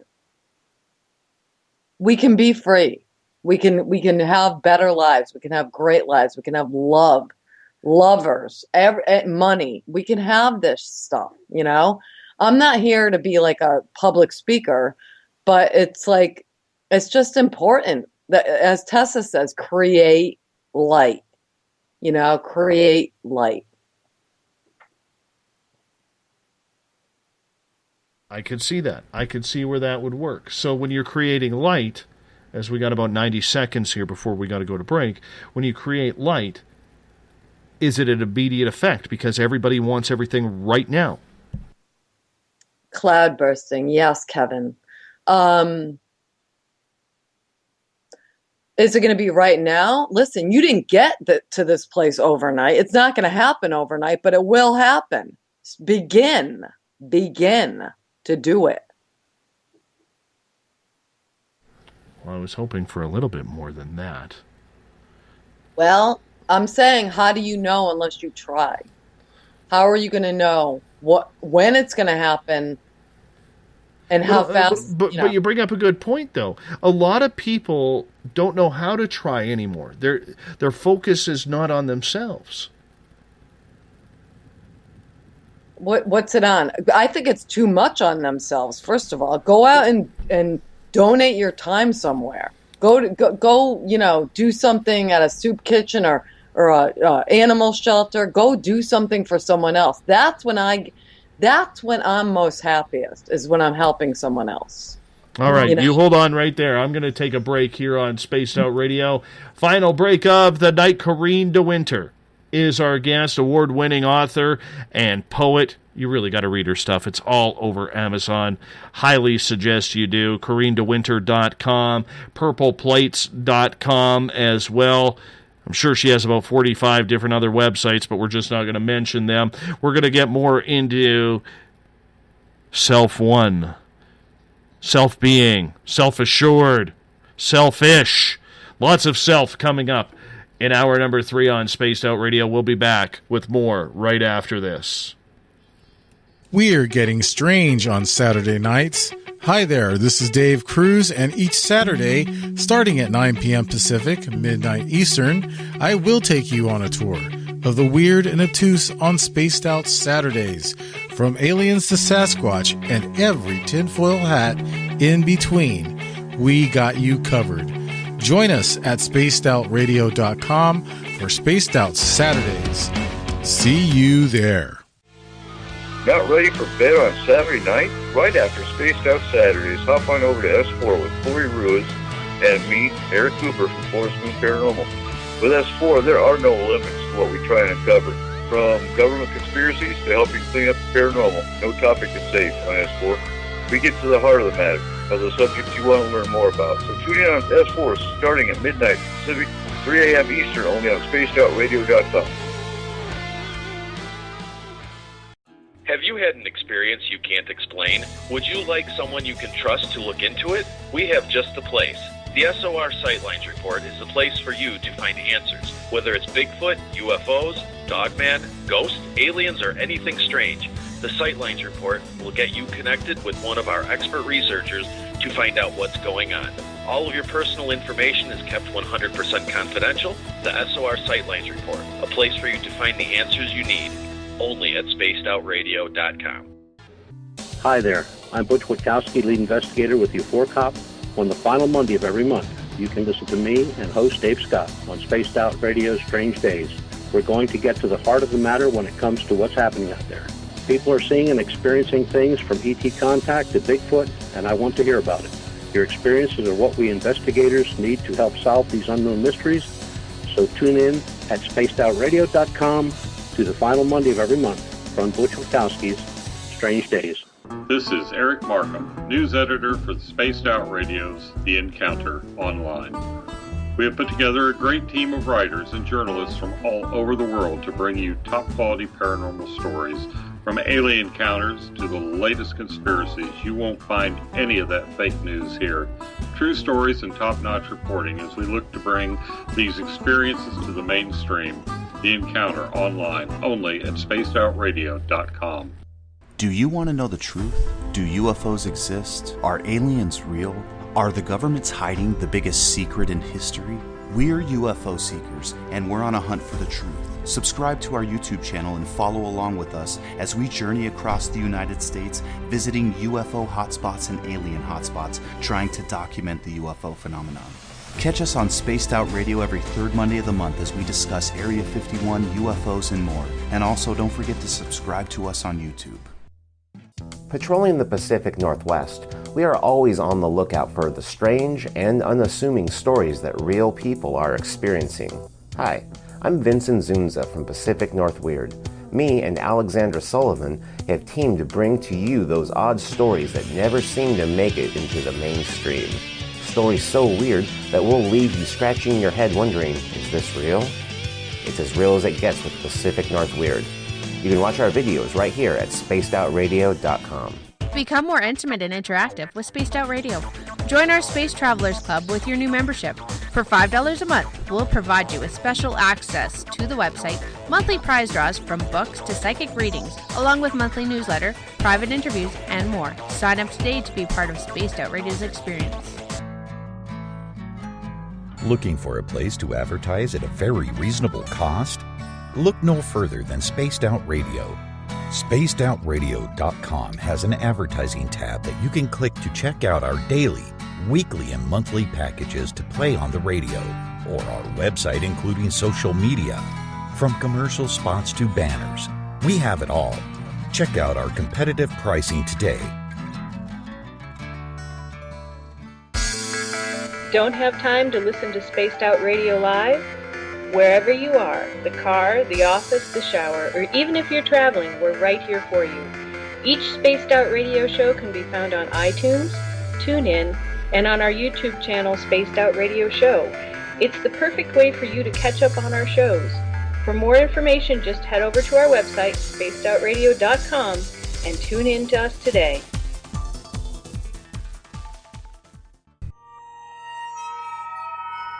You hear footsteps in the empty room above you. A rocking chair begins rocking by itself. Don't be afraid of the things that go bump in the night.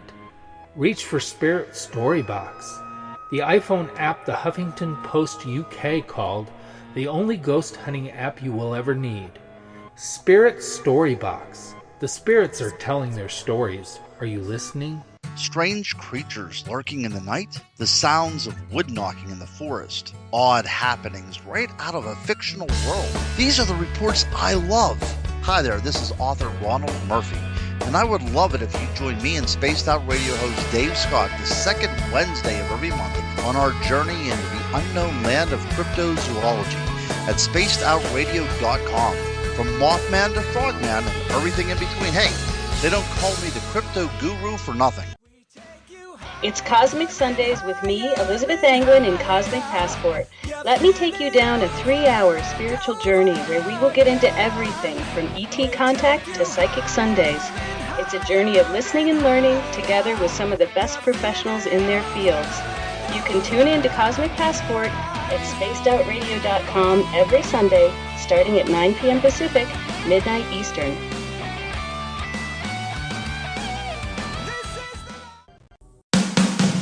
The views and opinions expressed by tonight's guest and topic of discussion do not necessarily represent the official policy or position of Spaced Out Radio, Spaced Out Weekend, Spaced Out Radio Limited, its hosts, syndicated carriers, or anyone associated with this broadcast.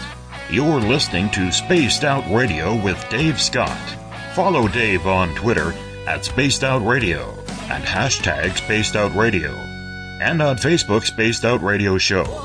Now, back to the program. Welcome back to the third and final hour of Spaced Out Radio tonight. I am your host, Dave Scott. Great to have you with us. Tomorrow night on the program, we finish off the week with the first Friday of the month. That means it's time for our Keith Andrews and the ET Connection. So if you have questions about aliens, ETs, UFOs, Time to bring him to the table for Keith as we will get going at 9 p.m. Pacific, midnight Eastern Time at spacedoutradio.com.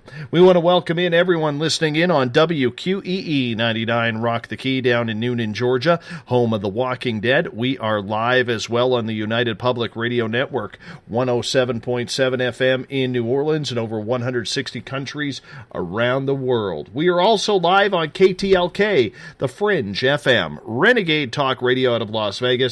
And if you're listening in on Revolution Radio, remember the Double R Machine is a donation station financed by you, the valued listener.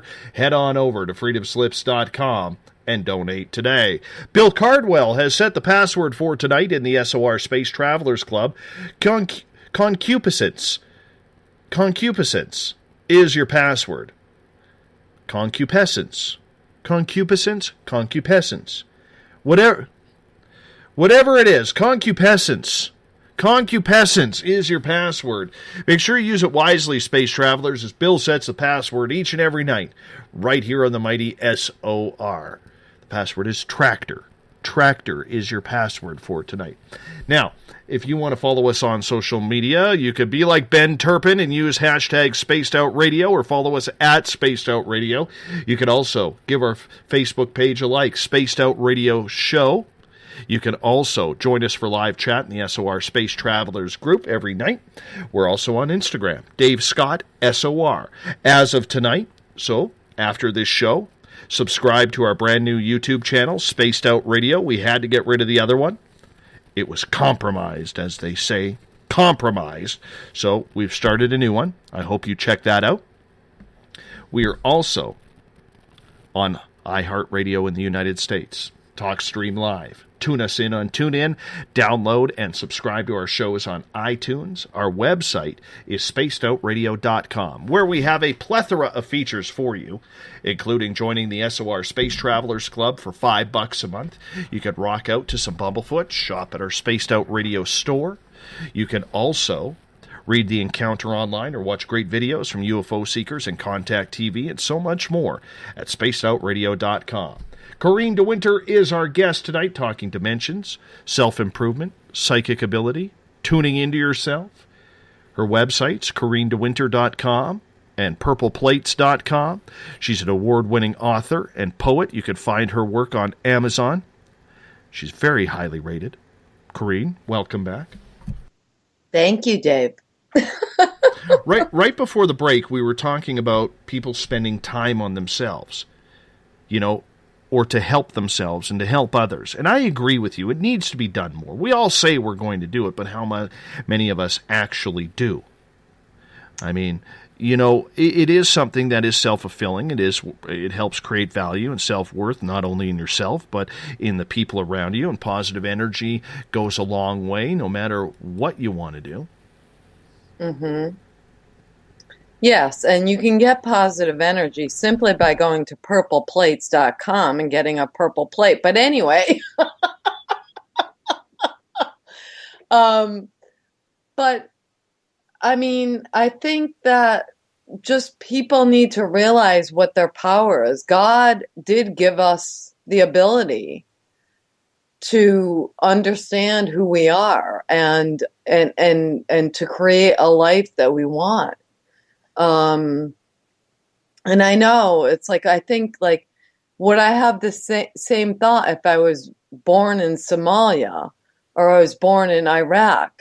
Maybe I wouldn't, you know, maybe I would be not even saying anything about any of this right now. But the fact is I was born here and in this incarnation. So I just wish that the light would you know, spread. I that's all I can say. And I pray for that every day. I pray for the earth every day and every living thing on the earth. So anyways, but Dave, let's talk about the dismal realm. One of my favorite subjects. Okay. So what is the dismal realm? Okay, the dismal realm. Now, there's a guy, Mark Macy, that wrote a book called Spirit Faces. And in this book, Mark Macy's amazing. He's an ITC guy, trans communication whatever it's, whatever ITC stands for. I forget it right now. But anyways, he's amazing. So he said he went on many trips to the afterlife, the other realms in the afterlife. And one of the things he encountered was a bar. And this bar, people, you could still get drunk at the bar. And some of the people there would actually walk into, you know what a walk-in is, right? Yes. Some of the people would walk into bodies at a bar on Earth to feel the drunkenness. And the dismal realm is also a place where people who feel like they're not ready for the higher realms of more peace and love, they just feel like they're not ready for them. So, in the dismal realm, he also noticed that there was a pope, and I can't remember which pope this was, not one that we would recognize, but a long time ago, this pope deemed that animals did not have souls. So you could treat your animal any way you wanted to. Now, in the afterlife, this certain pope was shoveling crap in barns, not because he was, ordered or made to do these things, but because this guy felt so guilty that he said that the animals didn't have souls. So much like when I was in school, I had a teacher that was saying, what grade do you think you deserve? And that's how I see the afterlife. Like, what grade do you think you deserve? Well, I think I deserve whatever, you know what I mean? So that's what this certain pope decided. That's what he deserved. And that's what he was doing. So I think it's just important that we actually, not to sound like a hippie, and I often do, but that we do love ourselves, we respect ourselves, we respect others, no matter how different they are, and we just carry on in that manner. But I find that dismal realm very interesting, I mean, in a way, it's like I kind of want to go to the dismal realm for a little while. Not really. But but anyways, if you guys get a chance, read that book, Mark Macy's Spirit Faces. Very, very interesting. When you are dealing with the dismal realm, is this a place that you feel that people are lost or searching for answers but can't find them? I'm a little confused by it still. Okay, so the dismal realm is where, so say I was a person that died that had maybe raped someone, or I had just wasted my whole life taking drugs, gave up my daughter, something along those lines, then you would probably automatically go to the dismal realm, which there's also a man named Jürgen Siwe. It's like a strange spelling, Zwcie. Jürgen is Jurgen, and he's written about many of these dimensions.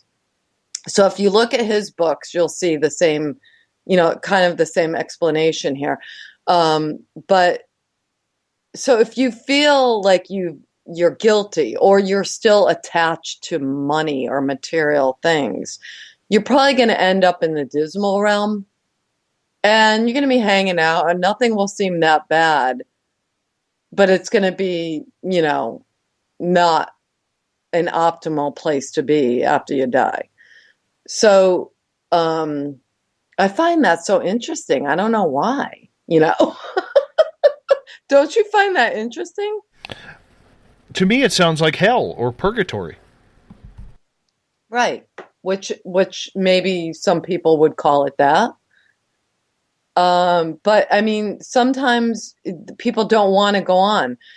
The 16th century mystic, Emanuel Swedenborg said, when we die, we all go straight to the top of the source. Okay. And that would be the very highest realm of spirit. He said, but so few souls are there because they feel like they don't belong there. So they float down to the other levels. Now, by the same token, I'm going to say there are thousands of different heavens. And we know that there are different heavens simply by something in the Bible. Also, St. Paul said, I am in the third heaven. That's a part of the Bible. So we know there's a bunch of different heavens. And so, I mean, we all, I think that if I went to the top of the source of all creation and spirit, I too might not feel very comfortable there. So I would float down to the other levels, perhaps.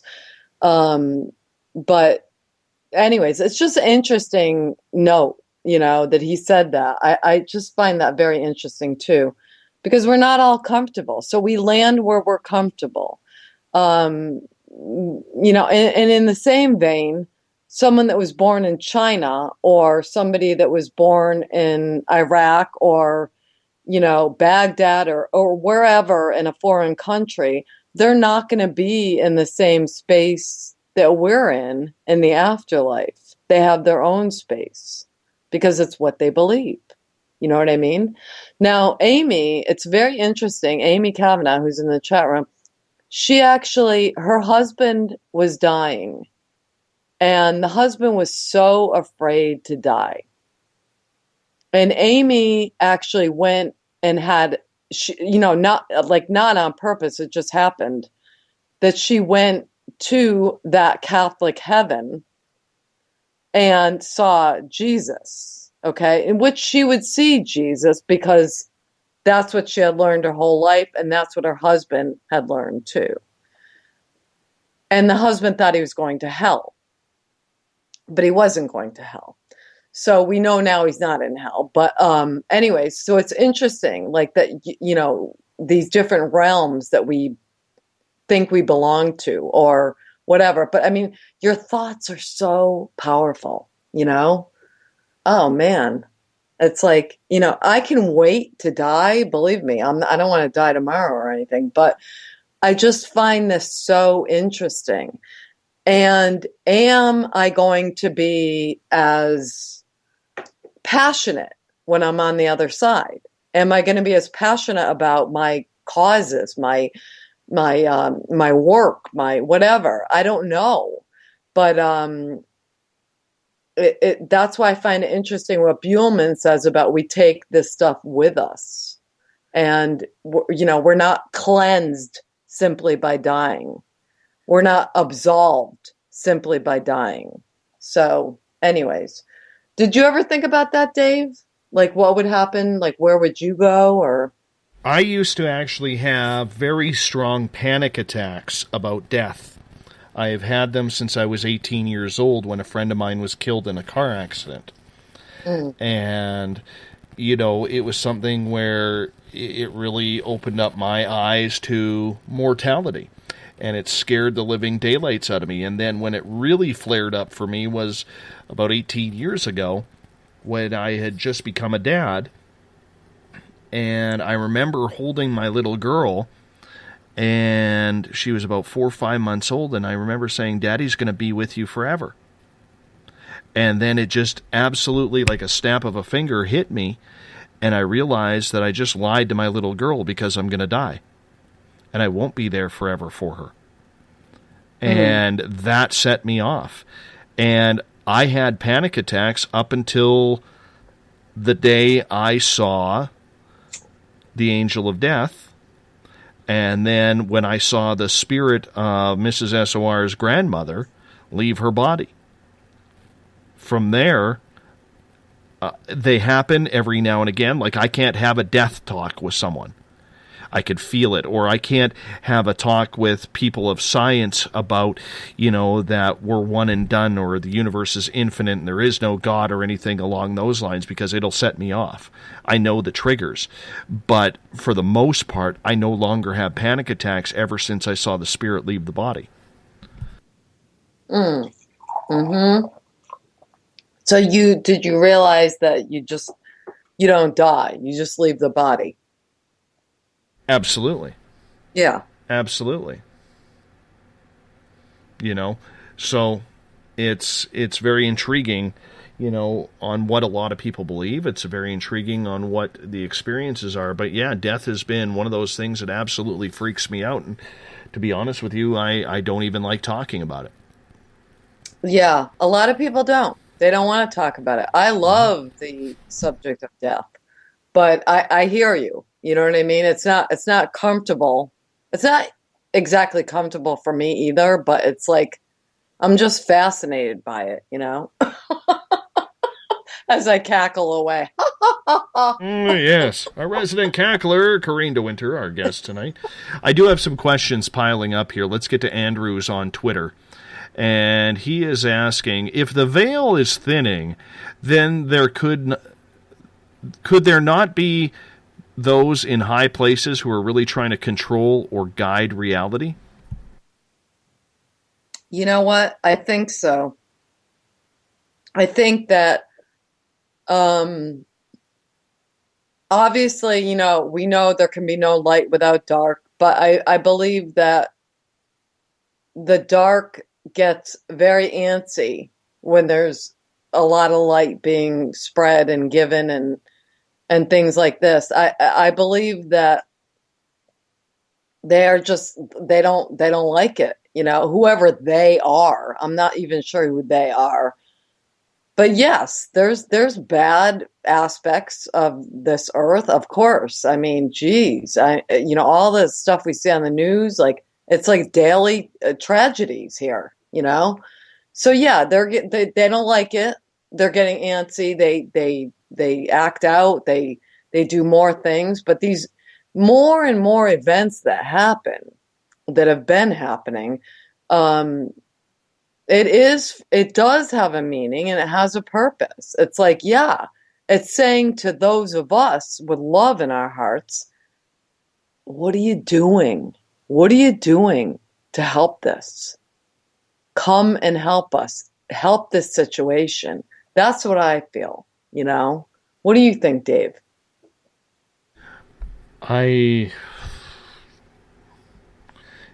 It's a deep question. It is a deep question because I'm still trying to figure out if I actually buy into this whole veil process, because normally I haven't.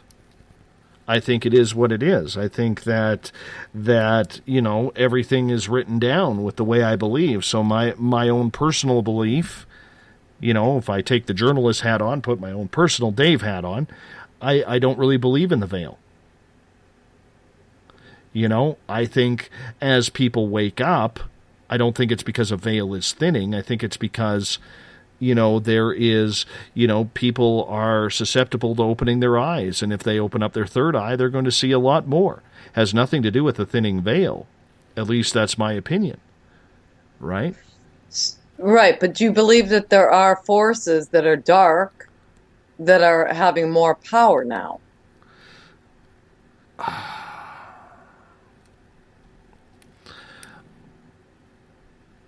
Yes and no. Yes and no. I mean, don't forget, a lot of those powers that are out there, if you're talking governmental, people can change that. Okay? People can change what is happening. They've just forgotten that they can change. Okay? They've forgotten, or they don't want to be a part of the process.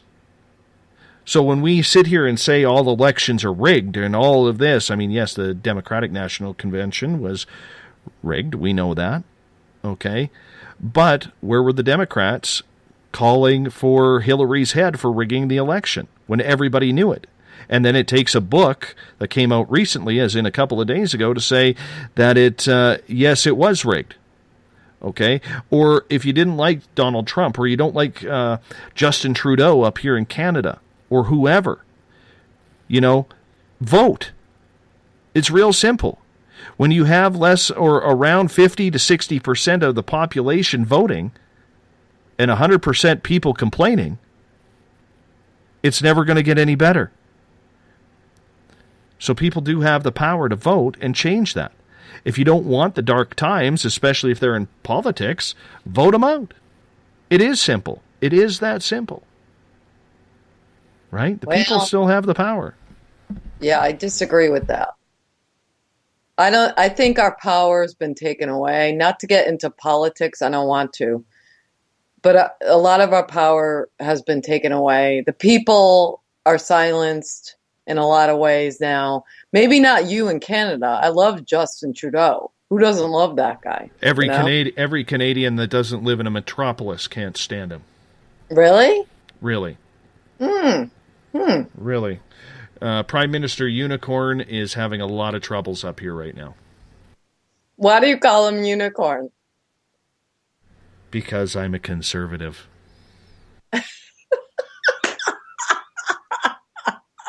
Are you jealous because he's handsome, Dave?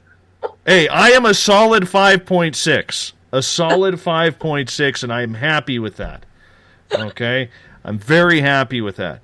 No, I just don't appreciate a prime minister that, number one, doesn't appreciate the people in the West, number two, does not appreciate the history and the culture of Canada. And he wants to form Canada into a unilateral nation that really people cannot afford it to happen. And he doesn't care if it means taxes. He doesn't care if it means, overloading cities. It doesn't matter to him. As long as Toronto, Ottawa, and the province of Quebec are taken care of, he doesn't give a care about the rest.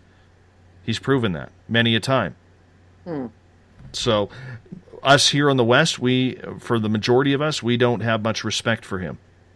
And for people who were in firefighting zones, like I was this year, like the people of Fort McMurray were last year, our prime minister didn't show up until weeks after. Weeks. Right. So it's not all rosy up here with Prime Minister Unicorn. So.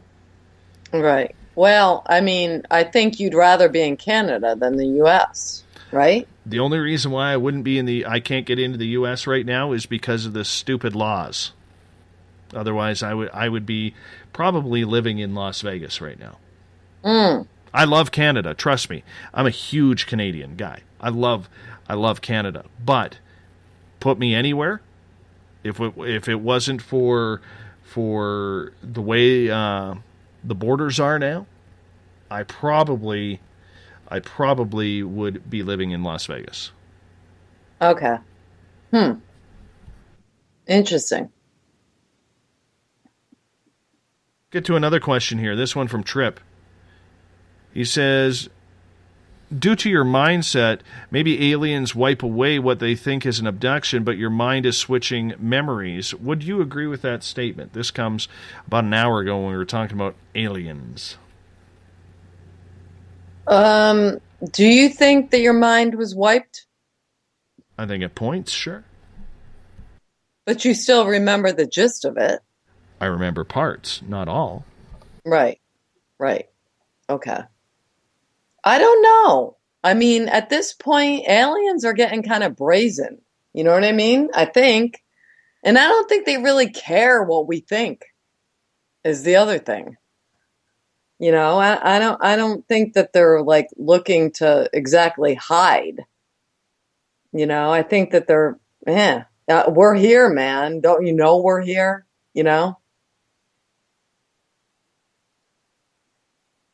They know all too well. Let's get to BTO's question. How far have you, Corrine, been through the dimensions of this universe? Have you reconnected with aspects of yourself scattered throughout the universe and rediscovered yourself beyond it? Well, I can't say I've gone to many dimensions. But, I mean, through trials and sorrow, I have gone into the hive and I've come out with gold. Yes, I've discovered who I am, and I know who I am. And that's a beautiful thing. Yeah. That is for sure. Let's get to Robin's question. He is asking, some people buy crystal quartz, believe they will be in heaven or hell or other dimensions. Do you think crystal quartz helps direct where you're going? I think crystal quartz is like the one stone or crystal that actually can help with many things. If I was going to buy one stone, I'd buy crystal quartz. I think you can program that crystal quartz in any way you want to do whatever you want for you, for your own personal life. I love crystal quartz. I love it. Oh, by the way, on the whole Trudeau thing, because you like Prime Minister Unicorn? Yeah. Right? He apologized and paid a known ISIS terrorist $10.5 million to say sorry that he was tortured at Guantanamo Bay, and gave him his Canadian citizenship back. That's how much he respects our country. Well, the GQ looks are coming off now, huh? Yeah, they're getting a little rusty. Rusty. Yeah, we had to formally apologize and pay him. I think he's paid out like $30-40 million in restitution to these idiots who went over and fought for ISIS under the previous conservative government. They had their Canadian citizenships stripped, but he reinstated all of their citizenships and paid them restitution, saying, sorry, you can be good Canadians now. Oh, my God. Yeah. Okay, I had no idea. Yeah, so he isn't so rosy as what a lot of people believe. And right, he looks good in a bathing suit, but that's about it. Exactly. Prime Minister Unicorn, he's awesome. Let's get to BTO's question here. Actually, I just asked it. I got to scroll up. Sorry. Crystal quartz. We were talking crystal quartz. Do you believe the gems and the stones work? Definitely, but they don't work as good as a purple plate. But nice plug. Yeah, the purple plate starts out as a crystal. Okay, it's bauxite to begin with, which is aluminum, which becomes aluminum. So, anyways, I'm just saying that yes, the purple plates are awesome. People charge their crystals on the purple plates. They are awesome. If you don't have one, there's no risk. You get it. It doesn't work for you. You send it back. You get your money back. So anyways, I'm sorry. I just have to say that. Because every time people start talking about crystals or orgonite, I'm like, man, you guys have no idea.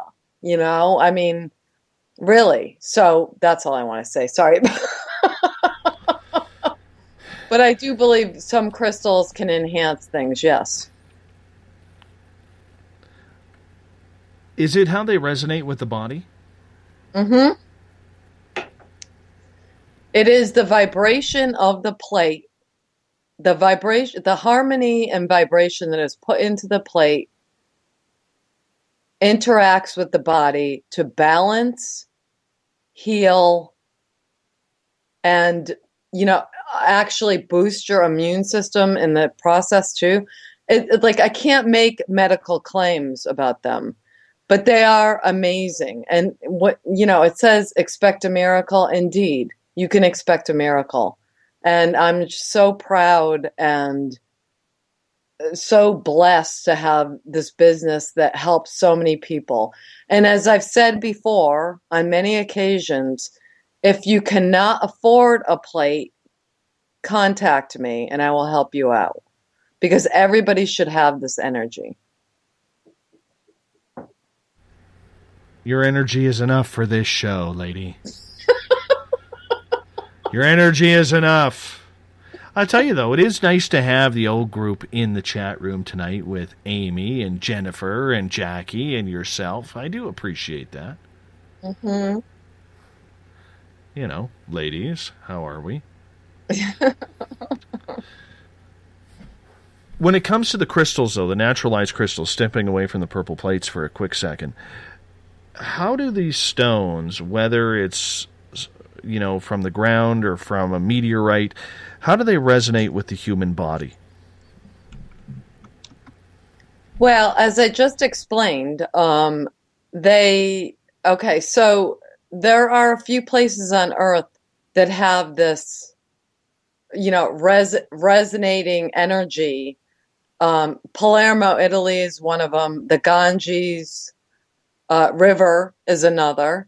So it is this vibration that is tuned in with the human vibration, okay? And it connects and puts things back into balance. For instance, when you start to feel depressed, Dave, and I know you don't use your purple plate, but I'm telling you right now. It's right beside me on my bed. It is right beside me, so don't even start this stuff, lady. But it will raise your vibration. And who doesn't want their vibration to be raised? I got nothing to raise in the middle of the night. Yes, you do. Yes, you do.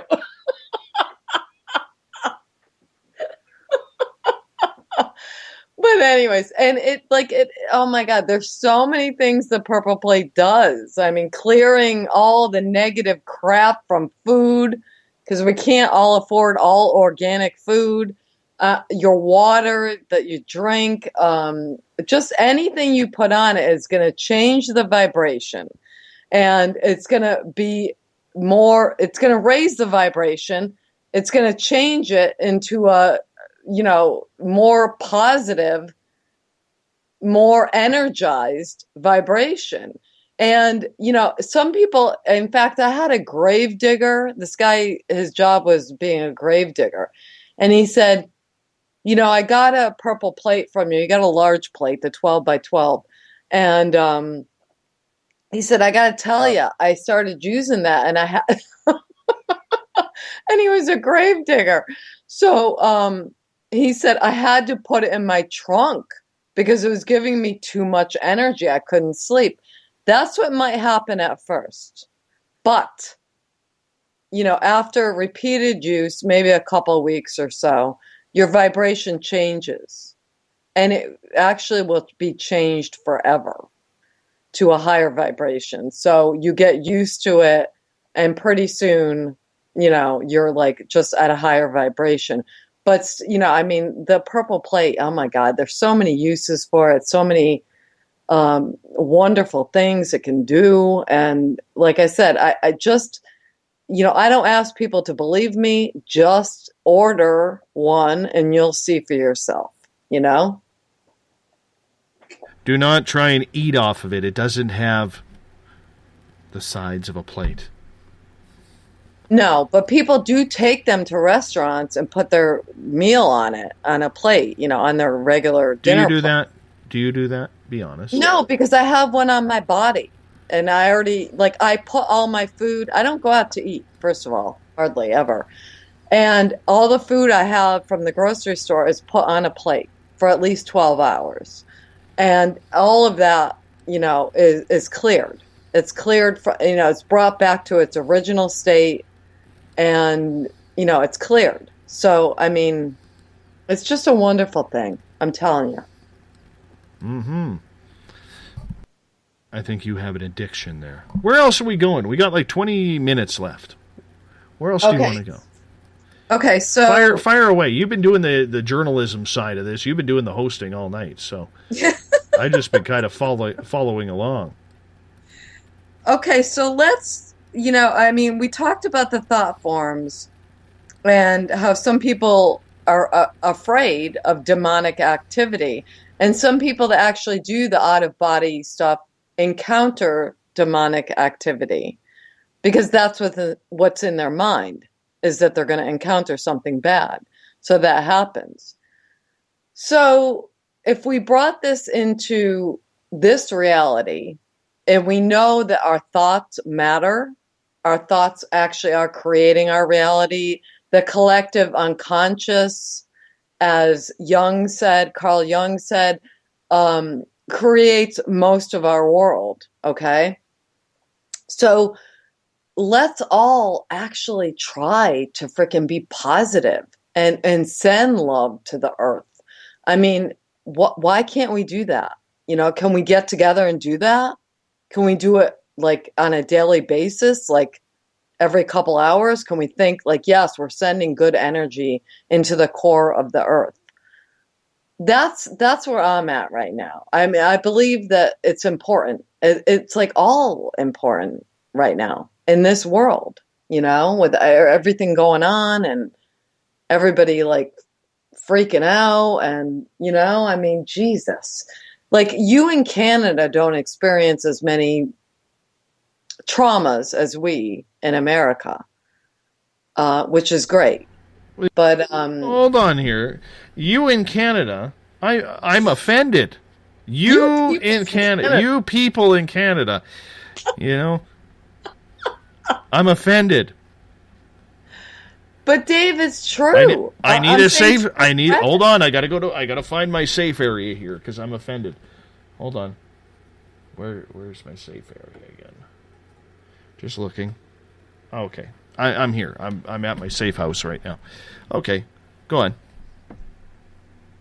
No, I was just saying, it's just a fact that you guys don't experience as many tragedies as we do here in America. That is true. That is true. Great Britain taught us well before you guys left way too early.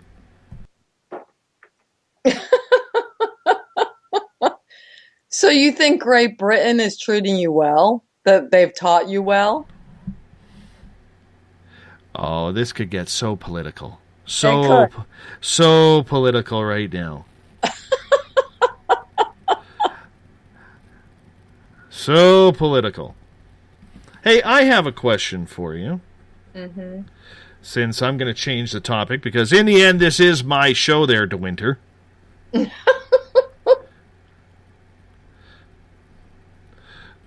My question for you in regarding psychic ability is everybody says everybody is psychic, and I think there's a lot of people who are non-believers who don't believe that for a second.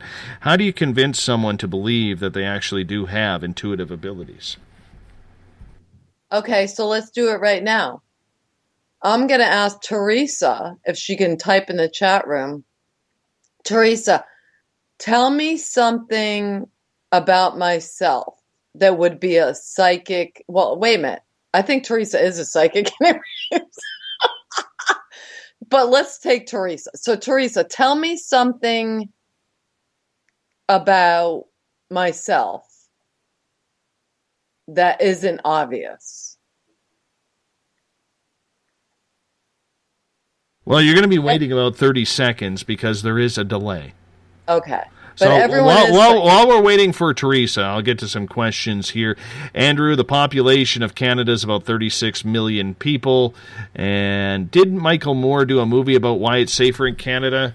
Yes, and Canadians didn't like it because he gave away all of our secrets. Universal health care, gun control, things at work. Yeah, gave it all away. Gave it all away. I don't know. I'm just teasing right now. Just teasing. But, and yes, there is great white sharks on the west and east coast, not in the north coast, though. Teresa says you are a believer. No, I don't like Justin Bieber. Is that what you meant? Yeah, anybody right now, give me something that I don't know about myself. Or no, that I know about myself but isn't obvious. I have a big mouth, that's obvious. You have a collection of musical items. Like such as what? You have posters and albums, and I believe you have your father's instruments. That, Dave. Well, you said tell somebody who knows something about you, damn it. I'm just following the rules here. I know, but I said that wasn't obvious, and you know that, You only date men with hair lips? How did you know that? I'm psychic. No, that's not true. You want a shark with a laser? You like silverware? No. You lost someone close to you not too long ago? Yeah, but who hasn't? I don't like exercise, Catalina. I do walk. Your towels are puce in your bathroom. No, they're not. No. Damn it, I thought I had it. Okay, so let's pick someone out in the chat room that I can give a reading to right now. Pick someone, Dave. I'm not going to pick the person. You pick Tessa. Them. Tessa's up. Okay, Tessa. Okay. Let's see. Tessa. Okay. Tessa.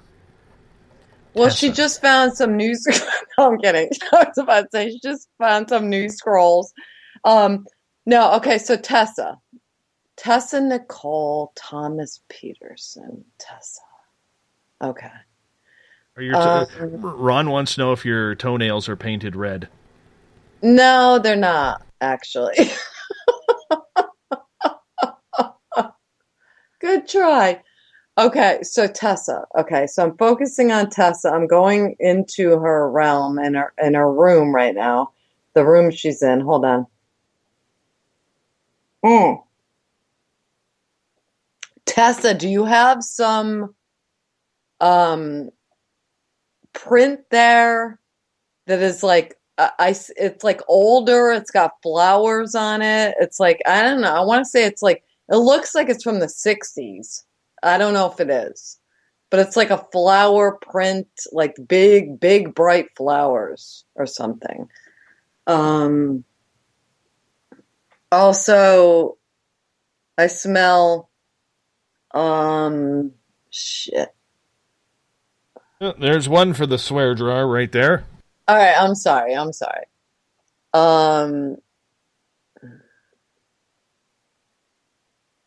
She made Italian food tonight for dinner. Like I see chicken parm or something. Did you have Italian food for dinner? Remember, we're on about a 30, 40, 60 second delay. Okay, she's saying no, but I love flowers. Okay. Okay, so I feel like she had Italian food. Hold on. And I see green, like this old color green in our kitchen. I don't know if it's old color green like that. You know, old 70s green. Is that in your kitchen?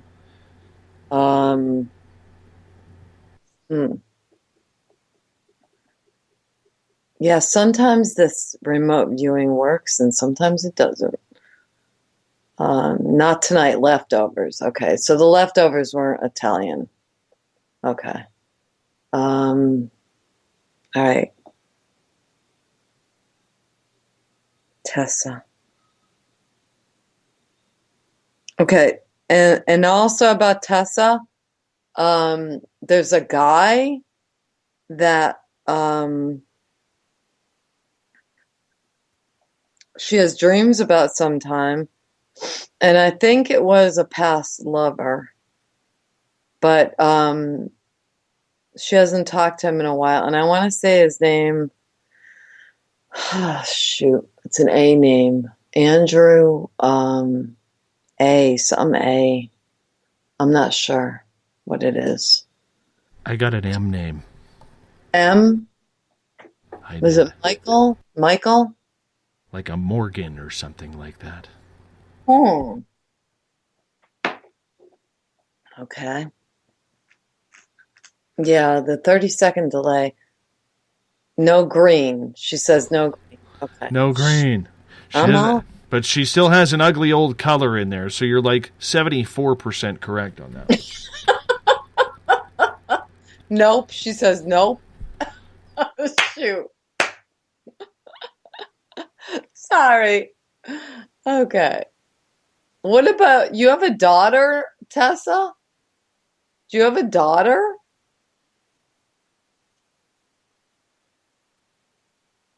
I think that's who's in her picture. I see. Oh, really? Awfully coincidental that you call a daughter when there's a picture of her and her daughter right there. I don't like to Son look of at, a gun. I don't like to look at pictures, but yes, 3. She has 3 daughters. Okay, is one of them... That's cool, Tessa. One of them named Sandy or Sandra or Lily? I wonder. That's my cousin. She said that's her cousin in the picture, Dave.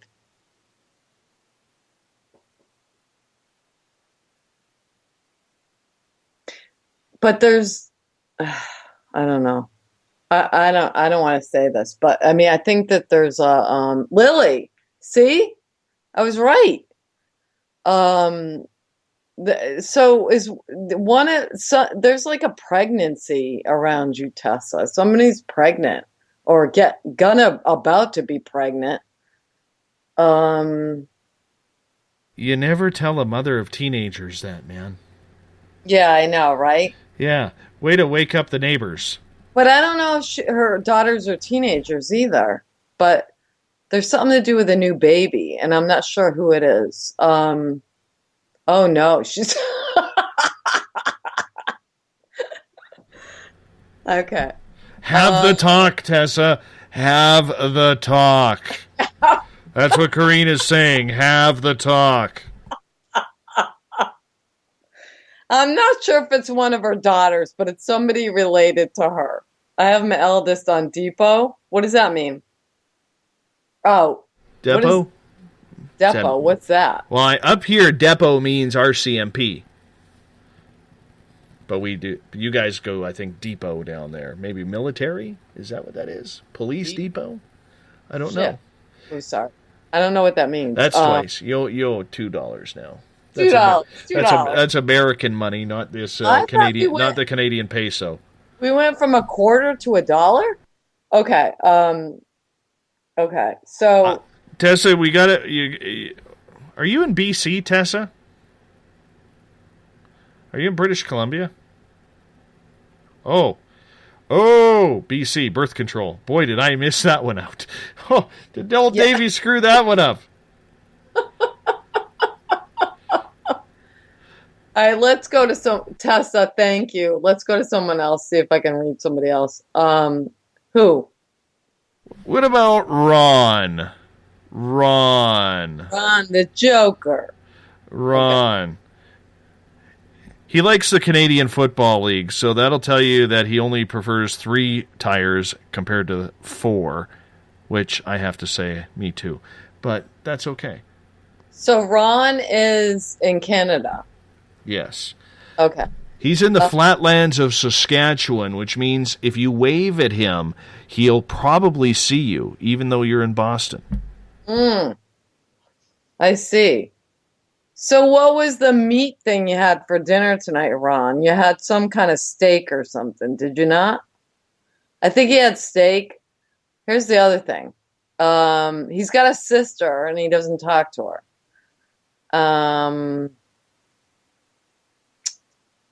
You got a sister and you don't talk to her.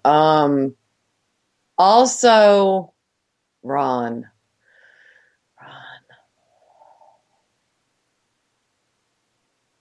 you're not working, Ron? You don't have a job?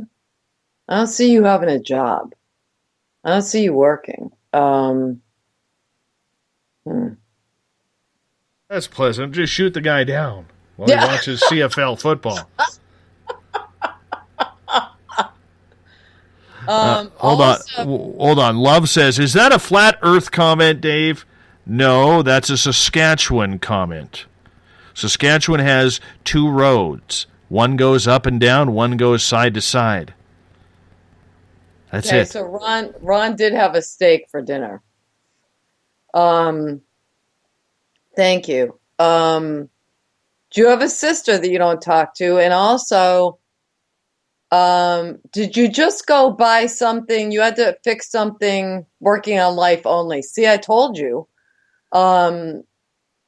Did you just buy something for your computer in the last few days, Ron? I feel like you had to fix something on your computer. What else? And also, Ron has an aunt that she didn't just die. You have an aunt that died maybe a year ago, Ron. Patty? Somebody named Patty? Yes, she's killed. We got to get somebody serious to read here.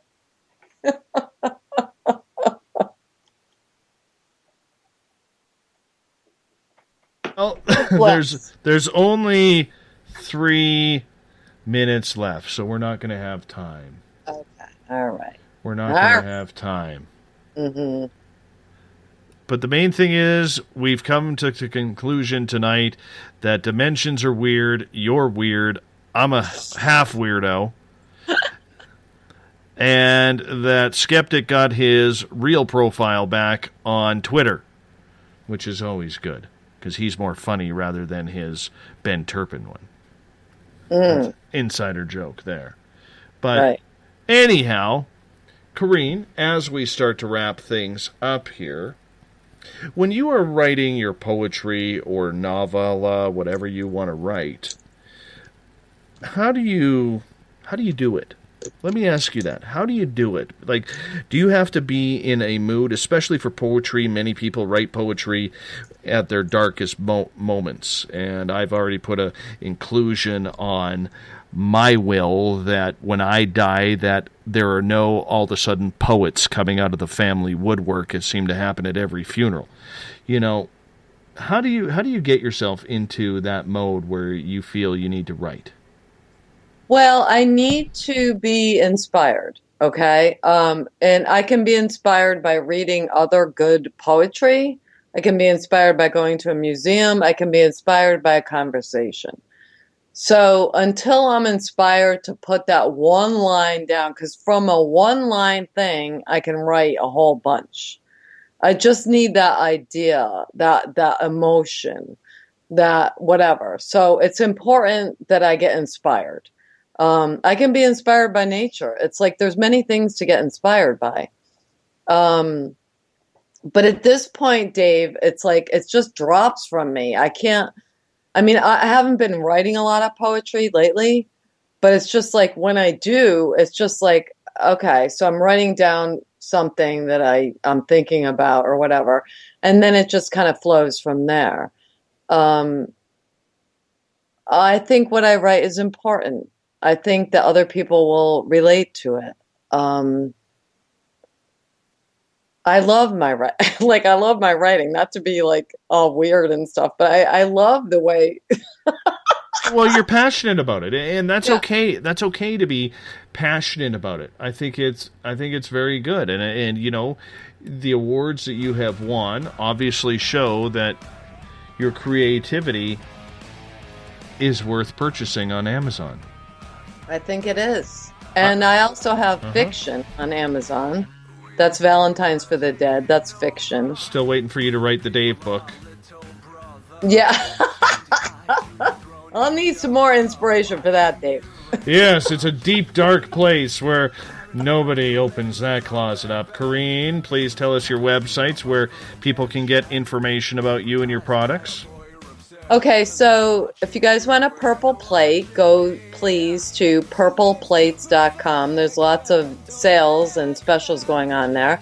So that's purpleplates.com. If you want to read my poetry, some of my poetry, or buy my books, you can go to CorrineDeWinter.com. And what's my other? Oh, and also, if you know any family that needs help around the holidays, like they can't afford Christmas presents or, you know, something for their family, I am willing to help. I've had this fund since 1996. It's smallworldfund.org. So hit me up, tell me the story, and I'll help you out as best as I can.